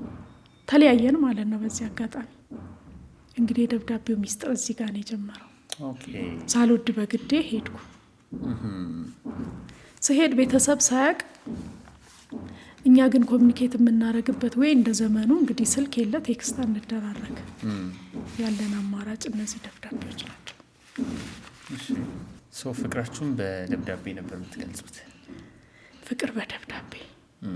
ከዛ ከስንት ወር አንዴ ጥር ላይ አጋማሽ ላይ አገልጋይ ስለሆነ እሱ ሸኖ ማርያም ተጋብዞ ሊዘምር መጣ። አዳር ፕሮግራም አለ። ስለዚህ እኔ ፕሮግራም አለኝ ብዬ አስፈቅጄ እሱን ማግኘት ነበረብኝ። ግን ታወቀብን። ሲታወቅ እንደገና ከዛ ቤት ውጪ ተባልኩ። አልተወችም ማለት ነው። እንደተውኩ ነው ያሰቡት እነሱ። ሙሉ በሙሉ ከሱ ጋር እንደተቆራረጥኩ አስበዋል። የተጋባችሁበት ሂደት እንዴት ነበር? ከዚያስ በኋላ ትዳር እንዴት ቀጠለ? እንዴት ነበር ትዳር? ወደ ትዳር የመጣ ነው እኔ ውጤት እንደጠበቅኩት አልመጣም። ዩኒቨርሲቲ አልሄድኩም። በእነዚህ ምክንያቶች ሰርቲፊኬት በመምህርነት በማታ ያውም ተደብቄ ማታ ተማርኩኝ፣ ተመረቅኩኝ፣ ተቀጥሬ ስራ ገባሁ። አሁን ቢያንስ የዕለት ገቢ ያለኝ በ450 ብር ምናምን ተቀጠርኩ። አሁን እኔ ደሞዝተኛ ነኝ። ስለዚህ እኔ ማስተዳደር እችላለሁ ወደሚለው ማይንድ መጣን። እሱ ማገልገል ጀመረ፣ መዝሙር ማውጣት ጀመረ። ስለዚህ ሰርግ የሚባለው ነገር መጣ። እሱ የራሱ የሆነ ህመምም ደስታም አለው። ራሳችንን እንሄዳር ነው። ፋሚሊ ፈቃደኛ አልሆነም። አክስቴ ቤት ሽምግልና ይላክ ሲባል እምቢ አለች። ፈረንጆቹ ሄዱ እና ጠየቋት። አስጠርተዋት አንቺ ቤት ሽምግልና ማስላክ ትፈልጋለች። ካንቺ ቤት መውጣት ትፈልጋለች፣ ወጪውን ራሷ ከቨር ታደርጋለች ሲባል ኖ አለች። ምክንያቷን ስቲል ነው አላውቀው። ስለዚህ እንደውም አልኩኝ ምን ችግር አለው? እግዚአብሔር አይደለ ያገናኘን? ይሄን ትዳር እግዚአብሔር ከፈለገው ያስቀጥለዋል፣ ካልፈለገው ይቀራል። የምን ሽምግልና ነው? እንደውም ማንም ጋር ሽምግልና አልልክም። በቃ ከጅምሩኛ ተዋደን የለ፣ ንስሐ አባቶቻችን አውቀውልን የለ፣ ቤተሰብ አምናብን የለ፣ አስተዳዳሪው አምነውብን የለ። ስለዚህ የምትድረን ቤተ ክርስቲያን ዋይኖት ለምን የምንጨነቀው? ስለዚህ ራሳችንን ብለን ራሳችንን የደገስ ነው። በጣም ትልቅ ድግስ ኤግዛጁሬት የሚሆን ሰንበት ትምህርት ቤት ውስጥ እንዲደገስ አረግን። የተከራየን ቤት ውስጥ አለፈ። በጣም ደስ የሚል ለብዙዎችም ያስገረመ። ይቀጥላሉ አልተባልንም። ከዛሬ ነገ ትተዋለች የሆነ አማራጭ ስታገኝ፣ እሱም ከዛሬ ነገ ይተዋታል እየተባለ ሲታሰብ ተጋባን፣ ወለድን። ወሰናችሁ፣ ገባችሁበት? በቃ ወሰንን፣ ማንም ጣልቃ ሳይገባ እኔ እና እሱ ብቻ ቁጭ ብለን። ስንት አመት ሆናችሁ አሁን በትዳር? በትዳር 21 አመት። 21 አመት። ከዛ በፊት 6 አመት ያህል በፍቅር ቆይተናል። አንድ ላይ 27 አመት እና በእነዚህ 27 አመት ውስጥ ትዳር እንዴት ነው ከሆነ ጥያቄ፣ እኔ ራሱ መጠየቅ የምፈልገው ጥያቄ ሚዲያዎች ላይ ሲወራም አንዳንዴ ማይዋጥልኝ ሀሳብ፣ ፍጹም የመላእክት አለማስመስለን የምንስለው ነገር፣ ምንም ቻሌንጅ ያላለፈ መስለን ስንወጣ ፖዚቲቭን ብቻ የምናወራው ነገር ወደ ትዳር ሊመጡ ላሉ ወጣቶች ትክክለኛውን ኢሜጅ አለመስጠት ነው። በጣም ከባድ የሆኑ ፈተናዎች አሉበት ትዳር። መተዋወቁ በራሱ የተለያየ እኮ ካልቸር ነው። እኔ የመጣሁበት አለ፣ አብርሽዬ የመጣበት አለ፣ አሁን ደግሞ የምንኖርበት ማህበረሰብ የሚያስበው አለ፣ ትዳር ብሎ የሚያስበው። እኔ እና እሱ ደግሞ ፍቅር ብለን በልጅነት ጀምረ ነው እንደ ቃቃ ትዳር የሚመስል በደንብ ስለ ትዳር የነገረን ሰው ሳይኖር ዝም ብለን የገባንበት። እኔ ጥሩ የትዳር ባክግራውንድ አላየሁም፣ ምሳሌ ሊሆን የሚችል ትዳር አላየሁም፣ እሱም አላየም። ይሄ ባክግራውንድ ባለበት ነው የገባ ነው። ግን መዋደዱ አለ። በዛ ውስጥ ግን ለዋሽህም አልፈልገው ነገር የማንግባባባቸው እልፍ ጉዳዮች ነበሩ፣ እስቲል ይኖራሉ። ትዳር ውስጥ 100% ተግባብተ እዚህ የሳቅን እንደተነሳ ነው ፎቶ አይነት አይደለም አይደለም። እኔ እንዲያውቁ ሰው የምፈልገው ነገር ትዳር ውስጥ ፋይናንሻል እጥረት ክራይሲስ ሊያጋጥም ይችላል፣ አለመግባባት ሊያጋጥም ይችላል። ፋሚሊ መሀል ገብቶ በፋሚሊ ምክንያት በእህት በወንድም በአክስት ባጎት ምክንያት ልትጣላ ትችላለህ። ግን እንዴት ታልፈዋለህ ነው፣ እንዴት አለፍከው ነው። አልፈነው እዚህ ላይ ደርሰን ስለታየን እንጂ ትዳራችንን ላያስቀጥሉ የሚችሉ እልፍ ምክንያቶች ነበሩ። እልፍ አንዱ የምትፈልገው አይነት ባይምሮ የሳልከው አይነት ነገር ላይሆንልህ ስለሚችል እንደውም ይቅርብኝ የምትልበት ታይም አለ። እንዴ ቢቀርስ ትዳር ያልኩበት ጊዜ አለ። ለምን ዋሻለሁ? ቢቀርብኝስ እንደዚህ ከሆነ እንዴ ሁሉ ነገሮቹ እንደምፈልጋቸው አልሄዱም ብዬ የወሰንኩባቸው ጊዜያቶች አሉ። ግን ቆም ብለህ ስታስብ ከጥቅሙ ከጉዳቱ ይልቅ ጥቅሙ ስለሚያመዝን ለጊዜው ጠላትም አሳስተው ሊሆን ይችላል፣ አንተም ተሳስተ ሊሆን ይችላል። ከዛ ይቅርታ ትባባልና ትመለሳለህ። ልትደባደብ ትችላለህ ትዳር ውስጥ። እኔና ብርሽ ወጣቶች እንደመሆናችን መጠን በእውነት ነው የምልህ እኩል ቦክስ ተጋጥመን እናውቃለን። የልጅነቱን አይደለም የምልህ 3 ወልደን የእውነት ነው የምልህ 3 ወልደን በሀሳብ አለመግባባት ተደባድበን እናውቃለን። በድብድብ ውስጥ ግን ሰክነን ስናየው አልፎ ስናየው እኔ ይቅርታ ወዳለሁ። በነገር ላይ በይቅርታ እናልፈዋለን። ምንም እንዳልሆነ ምንም እንዳልተበደለ ሆነ ታልፈዋለህ። ሌላ ሰው ቢሆን እሱ ያለኝን ያለኝ በታሪክ አንድ ቀን አብሬው አልቀጥልም። እኔም እሱን ያረኩትን ሌላ ሰው ቢሆን ያረገው በባህሪው እሱ ሰው ካስከፋው ሪዘርቭድ ነው የሚሆነው፣ አይናገርም። እኔ ጋር ከሆነ ግን የነጻነት ስፍራው ስለሆንኩ የሌላውም ሰው ያስከፋውን ጭምር ነው እኔ ላይ እኔ አስከፍቸው እኔ ያሳዝኘው ሳይሆን ወንድም ባስከፋው፣ ቤተሰብ ባስከፋው፣ ኢንቫይሮንመንት ባስከፋው፣ የሆነ ኮንዲሽን ባስከፋው እኔ ላይ ተይኝ ሌላው ይበቃኛል አይነት እኔ ላይ እልሁን ይወጣል። አንዳንዴ እረዳዋለሁ፣ አንዳንዴ ግን እኔም አልረዳውም። ምን አገባኝ ታዲያ እኔ እምልበት ጊዜ አለ። እንደው የመጽሐፍ ቅዱሷን አይነት መልካምን ሴት ማን ሊያገኛት ይችላል? ዋጋዋ ከእንቁ በላይ ነው፣ ባሏ ይደሰትባታል፣ ምርኮ ይከተላታል የሚላትን አይነት ፐርፌክት ነሽ ወይ? ነው አይደለሁም፣ ይቀረኛል። እሷን ለመሆን ግን እጥራለሁ። ቤተሰቤ በጎደለው፣ ባለቤቴ እንዳያፍርብኝ፣ ባይዘዌ በወጣበት አፕሪሼት ያደርገኛል። በወጣበት ምን አይነት ሚስት ብትኖርህ ነው ይሉታል። ያ ምንድን ነው ካልክ እዚህ ጓዳ ላይ ተባብለን እንዲህም ሆኖ አለመታተዋችን ያመጣው ነው። እኔም በሄድኩበት ምንም አይነት ነገር እዚህ የምድር ከፍታ ያለው ነገር አመተ ብታሳየኝ ከባል የሚበልጥብኝ ነገር የለም። እስቲል እንደ አዲስ ፍቅር አፈቅረዋለሁ፣ እስቲል እወደዋለሁ። በጣም ነው የማከብረው። አንዳንዴ ምናልባትም በተለይ በአገልግሎት ለማገልገል ስል በሚሄደው በምሮጠው ሩጫ ላስከፋው እችላለሁ። አዲስ ፍቅር ጀመርኩ መሰለኝ ከኢየሱስ ጋር። ሌላ ፍቅር ስጀምር ምን ያህል ፕሮቴክት እንዳረገን ሳቅ ወደ የማገልገል ይሄ የመኖር ስሜቱ ሲመጣብኝ ከመኖርም ባሻገር ለሌሎች መትረፍ እንዳለብኝ ውስጤ ሲሞላ ሩጫዬ ትንሽ ለሱ ያለኝን እንክብካቤ መረዳት ቆሞ መስማት ቀንሶት ሊሆን ይችላል። ፍቅሬ ግን ስቲል ያው ነው። ዋው! እና ፍቅር በጣም ደስ ይላል። ቻሌንጅ የለም ወይ? ኧረ በስመ አብ በጣም አለ። አይናችንን ከእግዚአብሔር ላይ አንስተን ትዳርሽ ውስጥ ምን ምን ነገር አለ ብትለኝ ሳለቅስ ልውል እችላለሁ። ለምን እንደማለቅስ ታውቃለህ? ባለ ያፈቅረኝም ብዬ አይደለም። ትዳር ውስጥ ያሉ ክፍተቶች ብዙ ናቸው። ተሰርተን አላለቅ ነው። እለት በእለት እየተነጋገረን እየተሞራረድን አንዱ አሁን ድሮ ለምሳሌ አብርሼ ታጋሽ አልነበረም።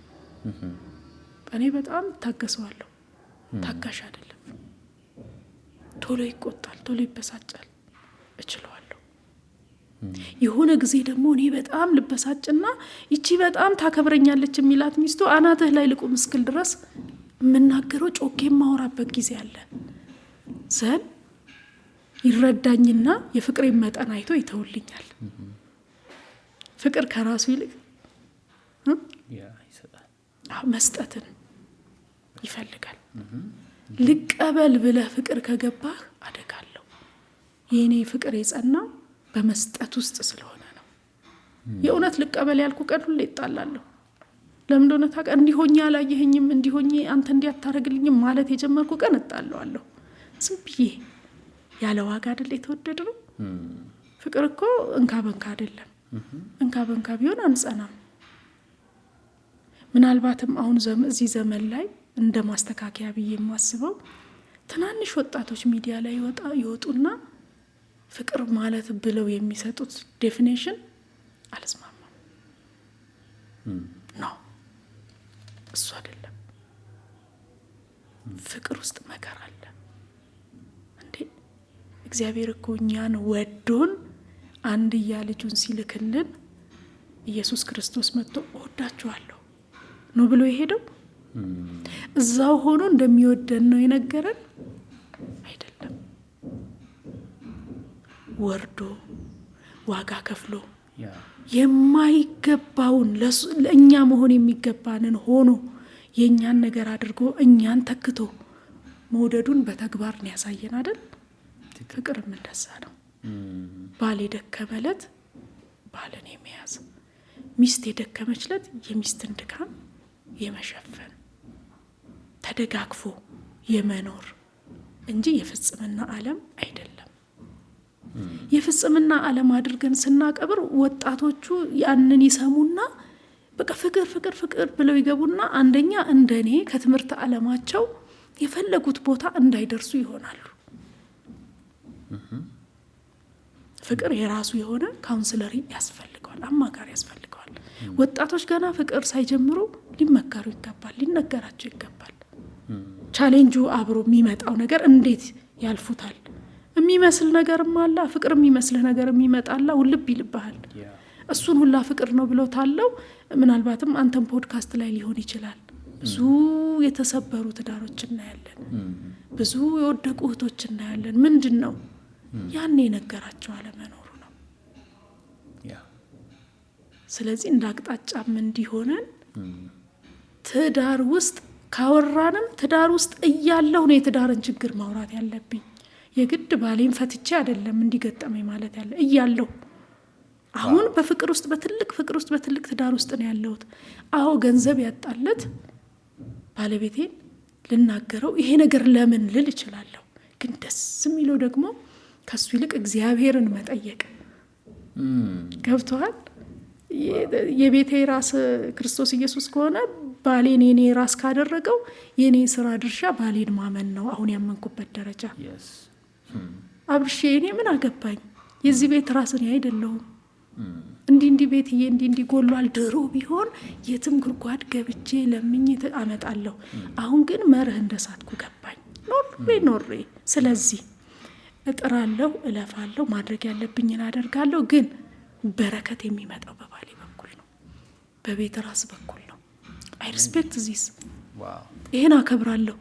ስለዚህ ድሮ ቆይ አንተ አታውቅም እምለውን ቦታ አሁን አንተ ነው የምታውቀው ማለት ጀምሬያለሁ።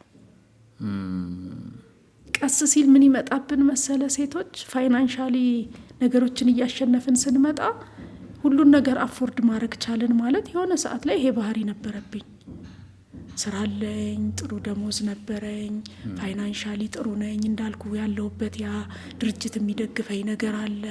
ከዛ ትንሽ እኔ ቦልድሊ የመናገር ምን ሁሉን ነገር እኔ ነኝ የማደርገው ሴንስ ይሄ ስህተት ነው። ሚሊዮነር ልሁን ቢሊዮነር በትዳር ውስጥ ሚስት ከፍ ያልኩ ነኝ ብላ ያሰበች ቀን ትዳሩ አደጋ ውስጥ ይወድቃል። ዋው ሳሚት በማድረግ ታምኛለሽ ማለት ነው። ሰሚሽን በደንብ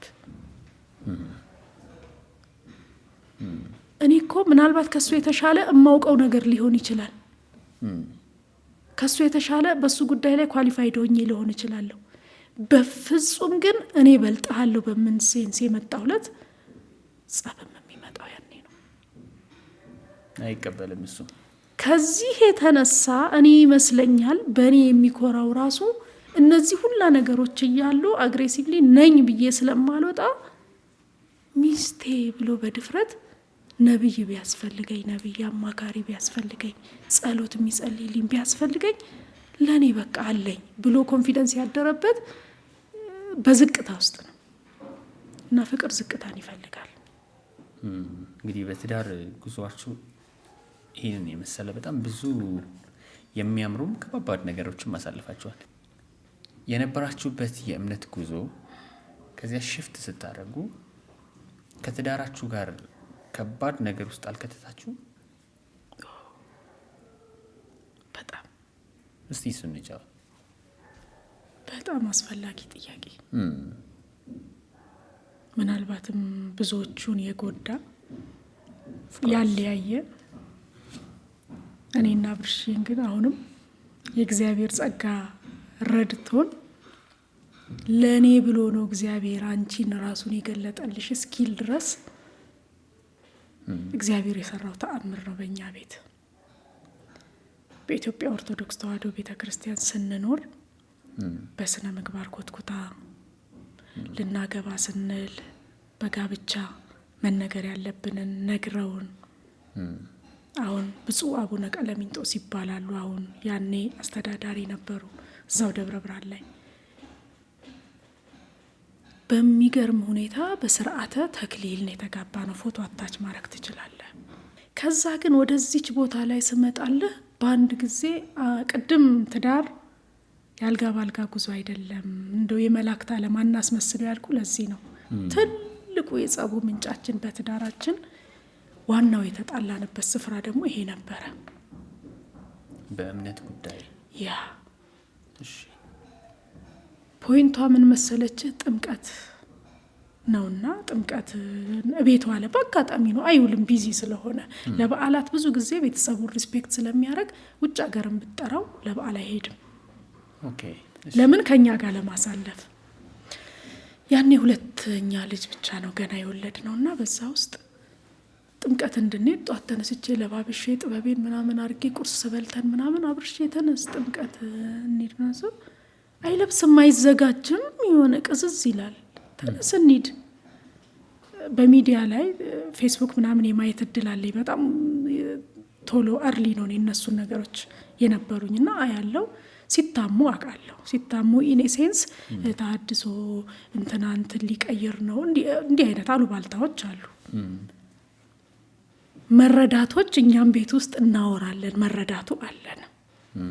ስለ ክርስቶስ ኢየሱስ የማዳን ስራ በአንድም በሌላም ሰምተናል። ከሚዲያ በትክክል እዛው ኦርቶዶክስ ቤተክርስቲያን ውስጥ ሆነን እናውቃለን፣ ሰምተናል። ነጥቆ ሊያወጣ የሚችል ይሄ ጸጋ የምንለው ወንጌል በመንፈስ ቅዱስ ኃይል የመሞላቱ ነገር እንጂ የቀረው በአንድም በሌላም እንዲህ ተቀናጅቶ ባይሆንም እናውቃለን። እና እኔም እረዳለሁ። እኔ ቤት ማንም ሰው ይምጣና ይጠይቀኝ፣ ለምሳሌ የጽዋ ማህበር ኖሮ አያውቅም እኔ ቤት ከመጀመሪያ። አዎ ተማሪ ሆኜ ግን ከጓደኞቼ ጋር የማርያም ጽዋን ጠጣ ነበረ። ትዳር ከመሰረትኩ ደቂቃ ጀምሮ እኛ ቤት ዝክር ጠጥቼ አውቃለሁ የሚል ካለ እንደው ሚዲያ ላይ ያስቀምጥልኝ። ይሄ ከምን አንጻር ነው ካልክ እኔ እግዚአብሔርን ከጅምሩ በልባችን አግንነን እንደምናመልከው አውቃለሁ። ዝማሬዎቻቸው፣ ስብከቶቻቸው፣ የተለያዩ ነገሮች በደንብ ክርስቶስን ያጎሉ ስለነበር እሰማለሁ እነሱን ነገሮች እና ቦታ መቀየርን ምን አመጣው የሚል ማይንድ ነው ያለኝ። ለምን አልሄድም አለኝ። ለምን እንዴት ነው የማትሄደው? ለምን? ስለዚህ እንደሚባለው ነህ ማለት ነው ስለው አዎ ነው ያለኝ። ምንም እኮ ፍንጭ ሳይሰጠኝ ነው። በአንድ ቀን ደነገጥኩኝ። እኔ በጣም ተናደድኩኝ። ስንነጋገር ደግሞ እኩይነቱ ስላለ የጮኸ አይነት ክርክር ውስጥ ነው የምንገባው። አልሄድም ማለት ትንሽ ከዛ በኋላ ለባብሼ ነበረ። እሱ ጥምቀት ሄድኩ ነው ይመስለው ነጠላይ ምናምን ነው። ወንድሙ ቤት ነው ሄድኩት። የሆነ ምግብ ቤት ነገር አለ ወንድሙ። ከዛ አዩ ጋር ዋልኩኝ። ከዚህን ቀን ጀምሮ በቃ በሂደት ንዴቴ ሲበርድልኝ መጠያየቅ፣ ማውራት፣ የሆነ ነገር መቆጨት፣ መናደድ ጀመርን። ኦኬ እንደማይተው ሲገባኝ አንድ ነገር ነው ያልኩት፣ የማያረገው መስሎኝ። እንግዲያው ከወሰንክ ላለማገልገል እዚህ ለአገልግሎትም ሲመጣ ሲጠራ አይ ያለ ያራዝማል።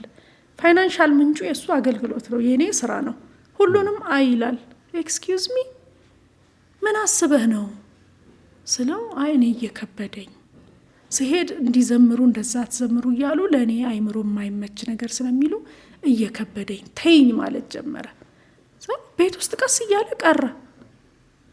ከዛ አንድ ነገር ነው ያልኩት፣ እንግዲያውስ አልኩት እውነት ነው አትመርጥም፣ የትም ሄደህ ዘምረ ብራ ምታህን በላም፣ ከዚህ በኋላ አታጭበርብሯትም አይነት ስሜት ገባብኝ። እኔ እኮ ለኦርቶዶክስ ተቆርቁሬ ነው፣ ልባችሁ ሌላ ሆኖ እየሄዳችሁ እየዘመራችሁ ልትበሉ አይነት አወራን። እኔ እንደዛ ሀሳብ የለኝም አለ። እውነትም እሱ ለካ በጣም ልቆ ሄዷል። በመንፈስ ቅዱስ ኃይል ሳያቀው ተሞልቷል። ሳያቀው ስል እነሱ በድብቅ ይማሩ ነበር። እኔ ይሄ አክሰስ የለኝም፣ አላውቅም።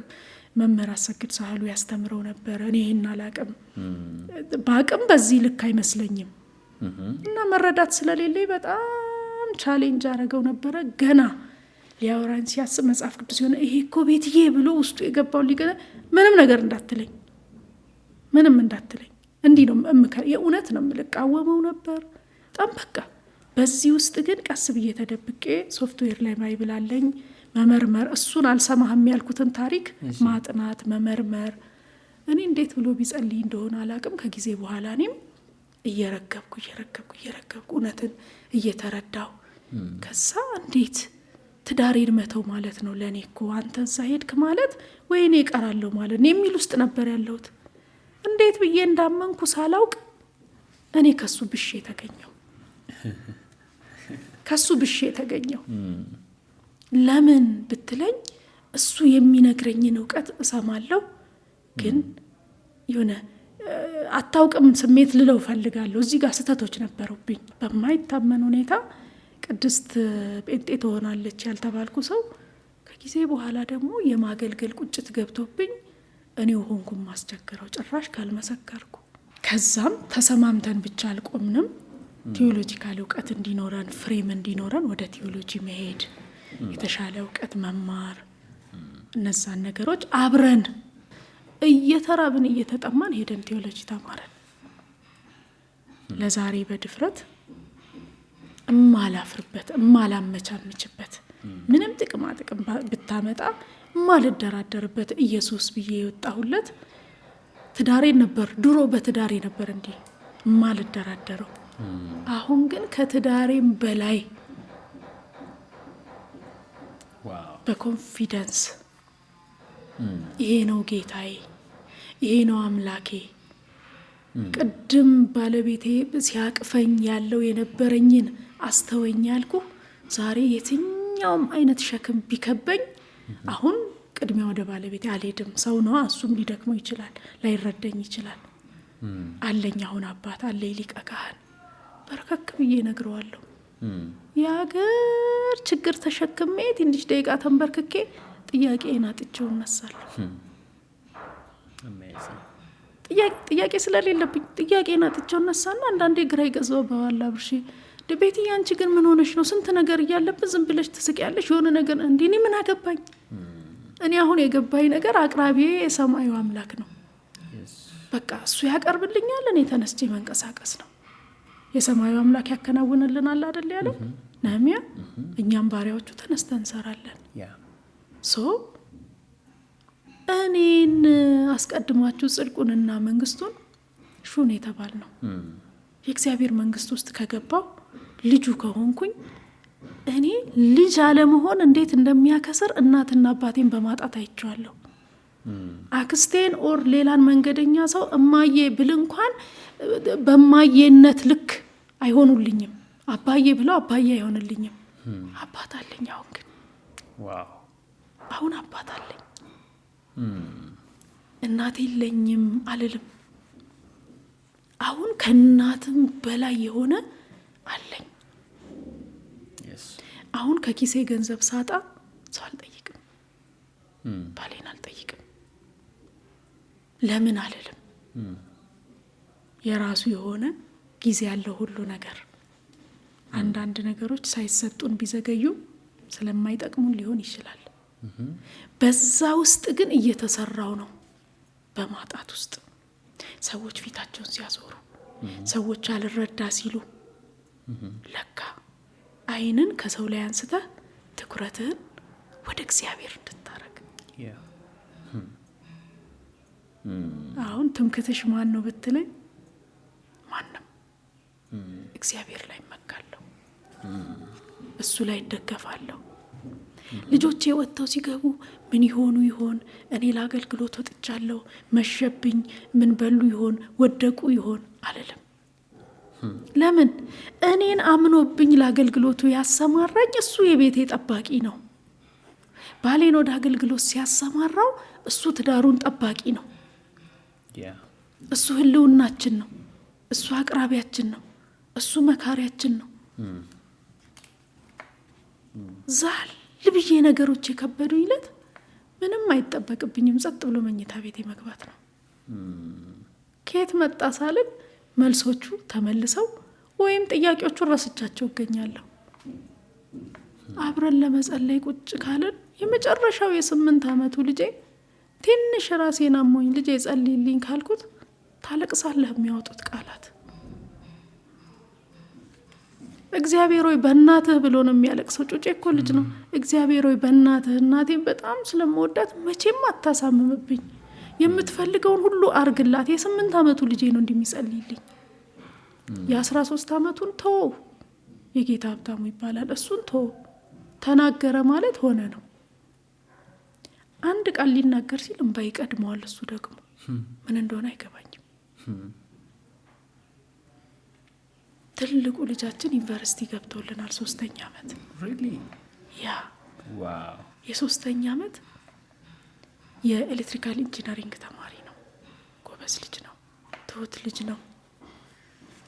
ይሄ ጉርምስና የሚባለው ኤጅ አይቶት የማያውቅ ዛሬም ማሚዬ ብሎ ዝቅ ብሎ እግሬን የሚያጥብ ትሁት። የእውነት ነው የምልህ። ማን ይሄን አረገ? እግዚአብሔር። እነዚህን ትሁታን ልጆች ማን ሰጠን? እግዚአብሔር። ከዛስ እኔና ብርሽዬ ያለንን የፍቅር ኢንተራክሽን ያውቁታል። ብንነጋገር እንኳን ወዲያው ተቃቅፈን ስንላቀስ ያያሉ። ይሄ ፍቅር ተጋብቶባቸዋል። amazing ስለዚህ ከቤት ውጭ ሌላ አያምራቸውም፣ ጓደኛ አያምራቸውም የኛ ልጆች። እኔና ብርሽዬም ጓደኛ አምሮን አያውቅም። እና እግዚአብሔር ነው ይሄን ያደረገው፣ እንድንደማመጥ ያደረገው። እና እዚች ላይ ሚስቶች ባሎቻችሁ የፈለገ ተሳስተዋል፣ የፈለገ አያውቁም ብላችሁ ብታስቡ ስሟቸው፣ ግድ የለም ውደዷቸው። ብላችሁ ስትወዷቸው እግዚአብሔር ይሰራል። ሊሆኑ የሚፈልጉት ሊያረጉላችሁ የምትፈልጉትን ግን እየነገራችኋቸው። ዝም ብዬ አይደለም ወደው አብርሽ ይሄ ነገር ደስ አይለኝም፣ ቅር የሚለኝን እነግረዋለሁ። ይሄ ነገር ይከፋኛል እንዲስታረቅ እነግረዋለሁ። ከዛስ ግን ከፍቅር አልቆልም። ዋው አለመውደድ አይችልም እኔ እሱን አለመውደድ አልችልም። እና እግዚአብሔር እንዲያደማምጠን የሆነው ምናልባትም ያ የፍቅር የመጣንበት መንገድ ተነጋግሮ ተጣልቶም ተደባድቦም የመግባባቱ ልክ እግዚአብሔር መንፈስ ቅዱስ መጥቶ ቤታችንን ለዛሬ ፈልጎን ይመስለኛል። በሚገርም ሁኔታ የትም ጉድጓድ ውስጥ ገብቼ ብመጣ በትዳሬ ውስጥ እታመናለሁ፣ ያምነኛል። የምሬን ነው የምልህ። በጣም ነው የሚያምነኝ። ቤቴ ሄድና አረገች ቢባል አይሰማም። በጣም ያምነኛል፣ ይረዳኛል። ዝም ብሎ ግን አይደለም። ሁሉን ነገሮች መንገዴን የማልፍበትን አልደብቀውም። በትዳር መሀል ዲስትራክት ሊያረጉ የሚችሉ መሀል ገቦች ይመጣሉ፣ አልደብቀውም በጭራሽ። አዎ እሱም ቢሆን አልፎ ተርፎ እኔ አንድ ጊዜ አስታውሳለሁ፣ ቢያንስ አንድ ልጅ ውለድልኝ በድብቅ እስክትለው ያፈቀረችው ሴት አለች። ላውድ አድርጎ ነው እኩል የምንሰማው። አዎ ዋው በቃ ቢያንስ በድብቅ አንድ ልጅ ውለድልኝ። ያኔ በዛኛው አገልግሎት እያለ ከኔም ጋር ተው ብዙ አሉ። እነዚህን ነገሮች ለመፍትሄ እንነጋገርባቸዋለን በግልጽ። አዎ እዚህም ውስጥ ግን አሁን ደግሞ አድጌ እዚህ እድሜ ላይ ከ40 ዓመት በላይ ከዘለልኩ በኋላ የገባኝ እውነት አፕሮችህንም ማስተካከል አለብህ። ከሌላ ሰው ጋር ያለንን ቅርርብ ማስተካከል አለብን። እዚህ ጋር አንድ ምሳሌ ልስጥህ። ዝም ብለህ ሴት አገልጋዮችን እየን። እኔ እንኳ ገና ነኝ፣ ገና ጅምር ነው። እስኪ ቫይራል የወጡ ሴት አገልጋዮችን እያቸው፣ በትዳራቸው ምን አይነት ናቸው? ለምሳሌ ስም አንጥራ፣ ወይ ሁለተኛ ትዳር ወይ ትዳራቸውን የፈቱ አሊያም ላጤ ሲሆኑ ፕሮሞት ይደረጋሉ። ዋይ ትልቁ የኔ ጥያቄ እንዴት ሰው የተከበረ ትዳር ውስጥ እያለ በፍቅር ውስጥ እያለ ልጆቿን እየተንከባከበች እግዚአብሔርን ለማገልገል የምትፈልግ ሴት ለምንድን ነው የማትደገፈው? ብዙ ስድቦች፣ ብዙ ጫናዎች፣ ብዙ በቃ እኔ እንጃ ለአይምሮህ የሚከብዱ አይነት ወርዶች፣ ኮሜንቶች ይጻፉልናል። እሱን ሀብታም ሚስት አግኝቶ ፈቷት ሚስቱን ሄደ ነው የሚሉት። የድሮ ገጽታ የተቀይሯል። ሌሊ አዲስ ሚስት አገባ ነው የሚሉት። በትዳራችሁ ውስጥ ሁለተኛ ሚስት ነሽ ተብለሻል? ብዙ ጊዜ ሀብታም ሚስት አግብቶ እንደመጣ ነው የሚወራው። ለእንትን ብሎ ካደም ይሉታል። ለገንዘብም ብሎ ነው እምነቱን የካደው፣ ለሚስቱም ብሎ ነው። ይችም ብሎ አንቺ ነሽ ለካ ይሉኛል እየመጡ በየማህበራዊ ገጾች። ማለት መጀመሪያም አንቺ የነበርሽውን? አዎ አሁንም ራስሽ። ከዛ እኔ ምን አረጋለሁ? የመጀመሪያ የተገናኘንበትን ፎቶና የተክሊሉን ፎቶ አታች አረግላቸዋለሁ። ሚዲያ ሰው ከየት አምጥቶ አወራ? ይሄን አላውቅም። ምን የቱ ጋር ስህተት እንደተሰራ ባይገባኝም እንደዛ ነው። ምናልባት እኔን ባለማወቅ ለሱም ሁለተኛ ሚስቱ እንደሆንሽ ለአንቺም እሱ ሁለተኛ ባል እንደሆነ ነው የሚወራው። እኔን ስለማያውቁኝ ስለ እኔ ሁለተኛ ባልነት አያውቁም። ግን እኔ የሆነች ያላት አይነት ሴት ሀብታም አይደለም። እኛ ስንገናኝ እንደዛ አይደለም። በዜሮ ነው የተገናኘ ነው። ሀብት አለኝ ከተባለ ሰው ቤት እየሰራሁ ማመጣው ሳንቲም የመጀመሪያ ባልሽ ነው? የመጀመሪያ ሚስቱ ነሽ? የመጀመሪያ ባሌ ነው። ምናልባት ከዚሁ ጋር እንደው ከተጫወትን አይቀር ሶሻል ሚዲያው ላይ በጣም አንዳንዱ እንደ ትሬንድም ይቆጥሩታል። ለምሳሌ ሱሳይድ ማድረግ፣ ራስን ማጥፋት፣ ሌሎችም ነገር ከፍቅር ጋር የተያያዙ ብዙ ክፍተቶች ይታያሉ። ምን መልእክት አለሽ? ይሄ ትልቅ መልእክት መሆን የሚችል ነው። ካለፍኩት የ27 ዓመት የፍቅር ቆይታ ብናገርም መልእክት ይሆናቸዋል ብዬ ስለማስብ ከራሴ ከወለድኩት ልጆቼ ጀምሮ ለሚሰሙኝ ሁሉ መልእክት ያለኝ ምንድነው? ፍቅር ደስ የሚል ነገር ነው። ፍቅር የእግዚአብሔር ስጦታ ነው። መዋደድ ደስ ይላል፣ መተሳሰብ ደስ ይላል፣ መፋቀር ደስ ይላል፣ አብሮ እስከ መጨረሻው መቀጠል ደስ ይላል። አብሮ መቀጠል እንዳይችል የሚያደርግ ነገር ሲመጣ ግን ይሄንን እግዚአብሔር የሰጠንን ማደሪያውን ማፍረስ ሌላ ጉዳይ ነው። ስለዚህ እኔ የምመክራቸው ምንድነው? አሁን በፍቅር ውስጥ ትኩስ ፍቅር ውስጥ ሆነው ላይሰማቸው ይችላል። እኔም አልሰማሁም። ስንመከር ላንሰማ እንችላለን። ግን እስከ ሞት የሚያደርስ ነገር ላይ ከመሄድ በፊት ቆም ብሎ ማሰብ። ስናስብ እግዚአብሔር ካረዳ አይሆንም። እኔ መፍትሄው እግዚአብሔር ነው የምለው። ፍቅራችሁ መካከል ደምግባታችሁ፣ ያላችሁ ሀብት፣ ጊዜያዊ ሁኔታ ሳይሆን መተማመናችሁ እግዚአብሔር ይሁን። እግዚአብሔርን ተማምኖ ፍቅር የጀመረ ሰው እግዚአብሔር በቃ አይለውማ። የፍቅረኛውን ደምግባት ተማምኖ የገባ ልጅ አንድ የወለደችለት የለም። ይሄንን ፓውደር ከዚህ ላይ ታጥቤ ባሳይህ ማዲያት ታገኛለህ። ከነ ማዲያቷ የማፍቀር አቅም አለው ወይ? የመቀጠል አቅም አለው ወይ? ለዚህ እኮ ነው ፍቅር ሚዲያ ላይ እንደምናየው አይደለም። ፍቅር በቪዲዮ ተቀርጸን ደምግባታችን ራሱ ቪዲዮ ላይ እንደምታዩን አይደለም። እውነታውን እዩ ምለው ለዚህ ነው። ከያንዳንዱ ቪዲዮ ጀርባ ያልታየ ደግሞ ሌላ ገጽ አለ። ከያንዳንዱ የምታዩት ያማረ የፍቅር ህይወት ጀርባ ኋላ ችግር አለ። ስለዚህ እናንተ ጋር ችግር ሲፈጠር እናንተ ቤት ብቻ ሁለታችሁ ብቻ የተፈጠረ አይምሰላችሁ። ያልፋል። በሐሳብ አትግባቡም፣ እሱም ያልፋል። ትጨቃጨቃላችሁ፣ እሱም ያልፋል። ቤታችሁ ውስጥ በፍቅራችሁ መካከል ገንዘብ አጣችኋል፣ እሱም ያልፋል። ይመጣል ገንዘብ። የሆነ ሰዓት ላይ ፍቅር የቀዘቀዘ መስሏችኋል፣ ያልፋል። ጠላት ነው እንደዛ ያለው፣ እግዚአብሔር አላለም። እግዚአብሔር ያስጀመረውን ህይወት አይ በቃ አይልምና ለሁለተኛ ደረጃ ሌላ ትዳር አምጥቶ አደረገልኝ ታምር ብሎ አያዘምርም። በነገርህ ላይ አሁን ያሉት ነገሮች ትዳር ውስጥ ላለን ራሱ የሚያስቀኑ የሚመስሉ ሁኔታዎች አሉ። የመጀመሪያ ትዳርህን ትተህ ሁለተኛ ትዳር ስትይዝ የሌለ ሌላ እንዲማለ እንዴ እስክትል ድረስ መሆን የሌለበት ትምህርቶችና የጋብቻ አካሄዶች እየመጡ ነው። አንደኛውን ትቶ ሁለተኛ ልኮንን አይደለም። የመጀመሪያው ባይሳካ ሁለተኛ ማግባታቸውን እኔ አልኮንንም። ግን ቢያንስ ለትውልድ በሚያስተምር መልኩ በማያሰናክል መልኩ መሆን አለበት እላለሁ። በተለይ ራሳቸውን ለማጥፋት የሚነሳሱ ወጣቶች እስኪ ቆም ብለው እግዚአብሔርን ይጠይቁት። እግዚአብሔር ሌላ መንገድ የለውም። ከጅምሩ እግዚአብሔር ያንን ሰው ሰጥቶሻል። በተለይ ሴቶች ናቸው እየተጎዱ ያሉት። ስለዚህ ባካችሁ እህቶቼ ፍቅር መስሏችሁ ፍቅር በሚመስል ጉዳይ ህይወታችሁን አትጡ። እናንተ እንደ ቀልድ ወይ በመርዝ ወይ በገመድ ጸጥ ያረጋችኋት ነፍስ እናት ትኖራለች፣ እህት ትኖራለች። ጭራሹኑ በቅርቡ ደግሞ ያየናት ልጅ ህፃን ልጅ አለ። እሺ ይሄ ልጅ ምን ብሎ ይደግ? ያማል። ቅድም ነግሬህ የለ እንኳን በዚህ መልክ ወላጅ ማጣት በአደጋ ማጣትም ያማል። ልጆችን ያለ ወላጅ ማስቀረት ነው። ስለዚህ ባካችሁ ወጣቶች ወደ እግዚአብሔር ተጣበቁ፣ የእግዚአብሔርን ፍቃድ ጠይቁ። እኔ ልጅ ሆኜ ያኔ አብርሽዬን ሳፈቅረው ዘልዬ አልገባሁም። የእውነት አለቅስ ነበረ በእግዚአብሔር ፊት። እግዚአብሔር አምላኩ የእውነት ይሄ ከሆነ ባሌ እስከ መጨረሻው እንዳልተወው አድርገኝ።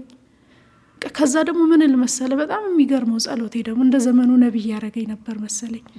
እሱ እንዲጠይቀኝ አርገው ያፈቀርኩት እኔ ነኝ ብያለሁ። እሱ እንዲጠይቀኝ አርገው የምር ነው ምለ ግን ያው አልቀረም። እሱ ነው የጠየቀኝ አልጠየቅኩትም። ዞሮ እኔ ተጋለጥኩ እንጂ እንዴትም ይሁን የምትወዱት ነገር የእውነት ከሆነ ለእግዚአብሔር ንገሩት፣ ያን ሰው ይሰጣችኋል። እግዚአብሔራዊ ካልሆነ ይቅርባችሁ። ትንሽ ጊዜ ተጎድታችሁ የተሻለ ህይወት ብትኖሩ ይሻላል። እና ባካችሁ እህቶቼ ከመወሰናችሁ በፊት ለእግዚአብሔር እድል ስጡት። እስኪ ራሳችሁን ለሱ ተው። ያኔ ራሱ ይነግራችኋል፣ ያበረታችኋል። ፍቅር ካላችሁት ይልቅ ኢየሱስ ክርስቶስ ምን አይነት አፍቃሪ ወዳጃችሁ እንደሆነ ሲገባችሁ እዚህ ጋር ያሰባችሁት የአንድ ወንድም ነገር ከንቱ ይሆንባችኋል። ያኔ ለሱ መኖር ትጀምራላችሁ። ስለዚህ ፍቅርን ከራሳችሁ ተነስታችሁ አትመስርቱ። እንደው ሳናነሳ እንዳላልፍ የምፈልገው በአንድ ከተማ መንዲዳ በምትባል ከተማ አንድ የምስጋና ቪዲዮ አይቼ ነበር። እንግዲህ እሱ ላይ ብዙዎቻችሁ በእንባ ያሳለፋችሁበት ጊዜ ነበር። ምንድን ነው የተፈጠረው? ከምን ጋር ተያይዞ ነው? የምስጋና ጊዜው ካሳደጉን ፈረንጅ ሶር አሌክሳንድራ ይባላሉ። ሶር ኬሪና እኔን በደንብ ያሳደጉኝ ናቸው። 17 ዓመታቸው ካረፉ እዛ ምስጋና ላይ የሶር አሌክሳንድራ 90ኛ ዓመት ወር 94ኛ ዓመት የልደት በዓላቸው ላይ ቅድም እንደነገርኩ ወላጅ አልባ የሆንን በዓለም አቀፍ ደረጃ ያሉ ልጆች በሙሉ ዋትስአፕ ግሩፕ ተመስርቶ በህይወት እያሉ እናመስግናቸው፣ ሰው ባላየን ሰዓት አይተውናል፣ ቆሻሻችንን ሳይንቁ አቅፈውናል የሚል አጀንዳ ተጀምሮ የዘግይቶ ብሰማም ወደዛ ፕሮግራም ተቀየጥኩኝ እና እኔ ደግሞ የመናገር እድሉ ተሰጠኝ። እዛ መድረክ ላይ ብዙዎች ተናገሩና እንኳን ማልቀስ ሁላችንም ደስ ብሎናል ለለለለለ ያልነውና ድንገት እኔ ስወጣ ግን መናገር አልቻልኩም። ማንን አነሳው? ያሳደጉኝን ፈረንጅ የሞቱትን እናቴ ያሳደጉኝ ሞተዋል። እኚህኛዋ ከሳቸው በኋላ ተከትለው እሳቸው ከሞቱ በኋላ አድጌ በስራ ዓለምን በነገርህ ላይ ወደ 13-14 ዓመት በርዕሰ መምህርነት መጀመሪያ ቀጥረውኝ ትምህርት ቤት ተከፍቶ የመጀመሪያው ርዕሰ መምህርት እንደሆን ተደርጌ ፍረሽ ሆኜ እዛ ነው ስራ የጀመርኩት። ከዛ በፊት 1-2 ዓመት ሌላ ጋር ሰርቻለሁ እና በስራም አምነውብኝ ገና በልጅነቴ ኢዲፒኤም እኮ አልተማርኩም። ከዛ በኋላ ነው የተማርኩት የትምህርት አመራር። ሁሉ ነገር ኃላፊነት ተሰጥቶኝ የኖርኩበት ቤት ነውና ስቆም የሰጡኝ እምነት ያሳደጉኝ ስወልድ የሚንከባከቡኝ በብዙ ቻሌንጅ የኔ የመውለድ ሂስትሪ ሌላ ነው፣ እርግዝናው ሌላ ነው። ሐኪም ቤት 3 ወር 2 ወር ልተኛ እችላለሁ። በዛ ውስጥ መጥተው የሚጠይቁኝ በቃ እኔ እንጃ የዘመድ ቦታ ዘመድ ብለህ ማቃለል ስለሚሆን እንዲህ አይነት ነው እና ያ ፋሚሊ ለእኔ ሲስተሮቹም በሙሉ የገዳሙ ያ ነገር መጣብኝ።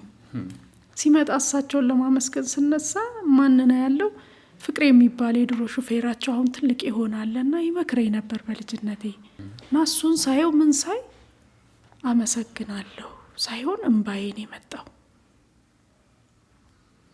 ቅድም ስንጀምር ያስለቅሰኝ የነበረውን በአንዱ እሱ ነው እና ያልሆኑልኝ ነገር ስለሌለ አመሰግናለሁ ብዬ ለመናገር ስወጣ እንባው ገደበኝና በሙሉ ከፈረንጇ እስከ ኢንቫይሮንመንቱ ለቅሶ ቤት ሆነ። አብረውኝ ይሰሩ የነበሩ መምህራን ሁላችንም ድሆች ነን ኦፍ ኮርስ ግን ይመስለኛል ሌሎቹ ቴንኪው ብሎ ደበቅበቅ ነው ያደረጉት። እኔ በቃ አሁን ሙሉ እዚህ ላይ እንደተናገርኩት ሂስትሪ አውጥቼ ያሰጣሁት እዛ በዛች በ5 ደቂቃ ውስጥ ኢንቫይሮንመንቱ ተቀየረ። ከዛ በኋላ የሚነሳ ሰው በኖርማል ማውራት አልቻለም። ግን አንድ ነገር አልኩኝ፣ እግዚአብሔር እድል ሰጥቶኝ ዛሬ ማለቅ ሰው የምስጋና እንጂ የረሃብ አይደለም፣ የሀዘን አይደለም። እናንተ የምታዩኝ ሲስተሮች መነኮሳት ዛሬ እኔ እንደናንተው ነኝ። በቃኝ ዓለም ብዬ በቃኝ ስራ ብዬ የክርስቶስ ኢየሱስን የማዳን ስራ ሰው ያልነበርኩትን ሰው ያረገኝን የወደቅኩትን ያነሳኝን እሱ እኮ ነው እያልኩ የምመሰክር የእሱ ምስክር ነኝ። እኔን የትኛውን ቦታ ድንገት ብታዩኝ ቅድስት የምትባል ወይም ቤቲ የምትባል ካያችሁ ማህበራዊ ድረገጽ ላይ የእግዚአብሔር የምህረት ውጤት ናት። እግዚአብሔር ባይራራልኝ አላድግም ነበረ። ሶራ አሌክሳንድራ ረጅም እድሜ ይስጥልኝ። ሁላችሁም ሲስተሮች ተባረኩ። እወዳችኋለሁ ልል እወዳለሁ። ሜቢ የረሳሁት ካለ አይዶን ነው። ብዙ ሀሳቦቿን ታች በማስቀምጥላችሁ ዲስክሪፕሽን ላይ በማስቀምጥላችሁ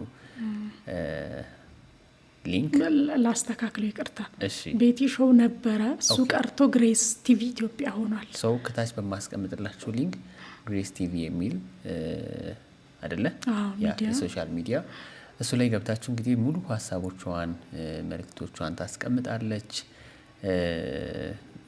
ቀጥታ ልታገኟት የምትችሉበት ነው። ገብታችሁ ሰብስክራይብ አድርጉ። በጣም ደስ ብሎኛል ኪድዬ፣ እኔም በጣም ደስ ብሎኛል ስለመጣሽ።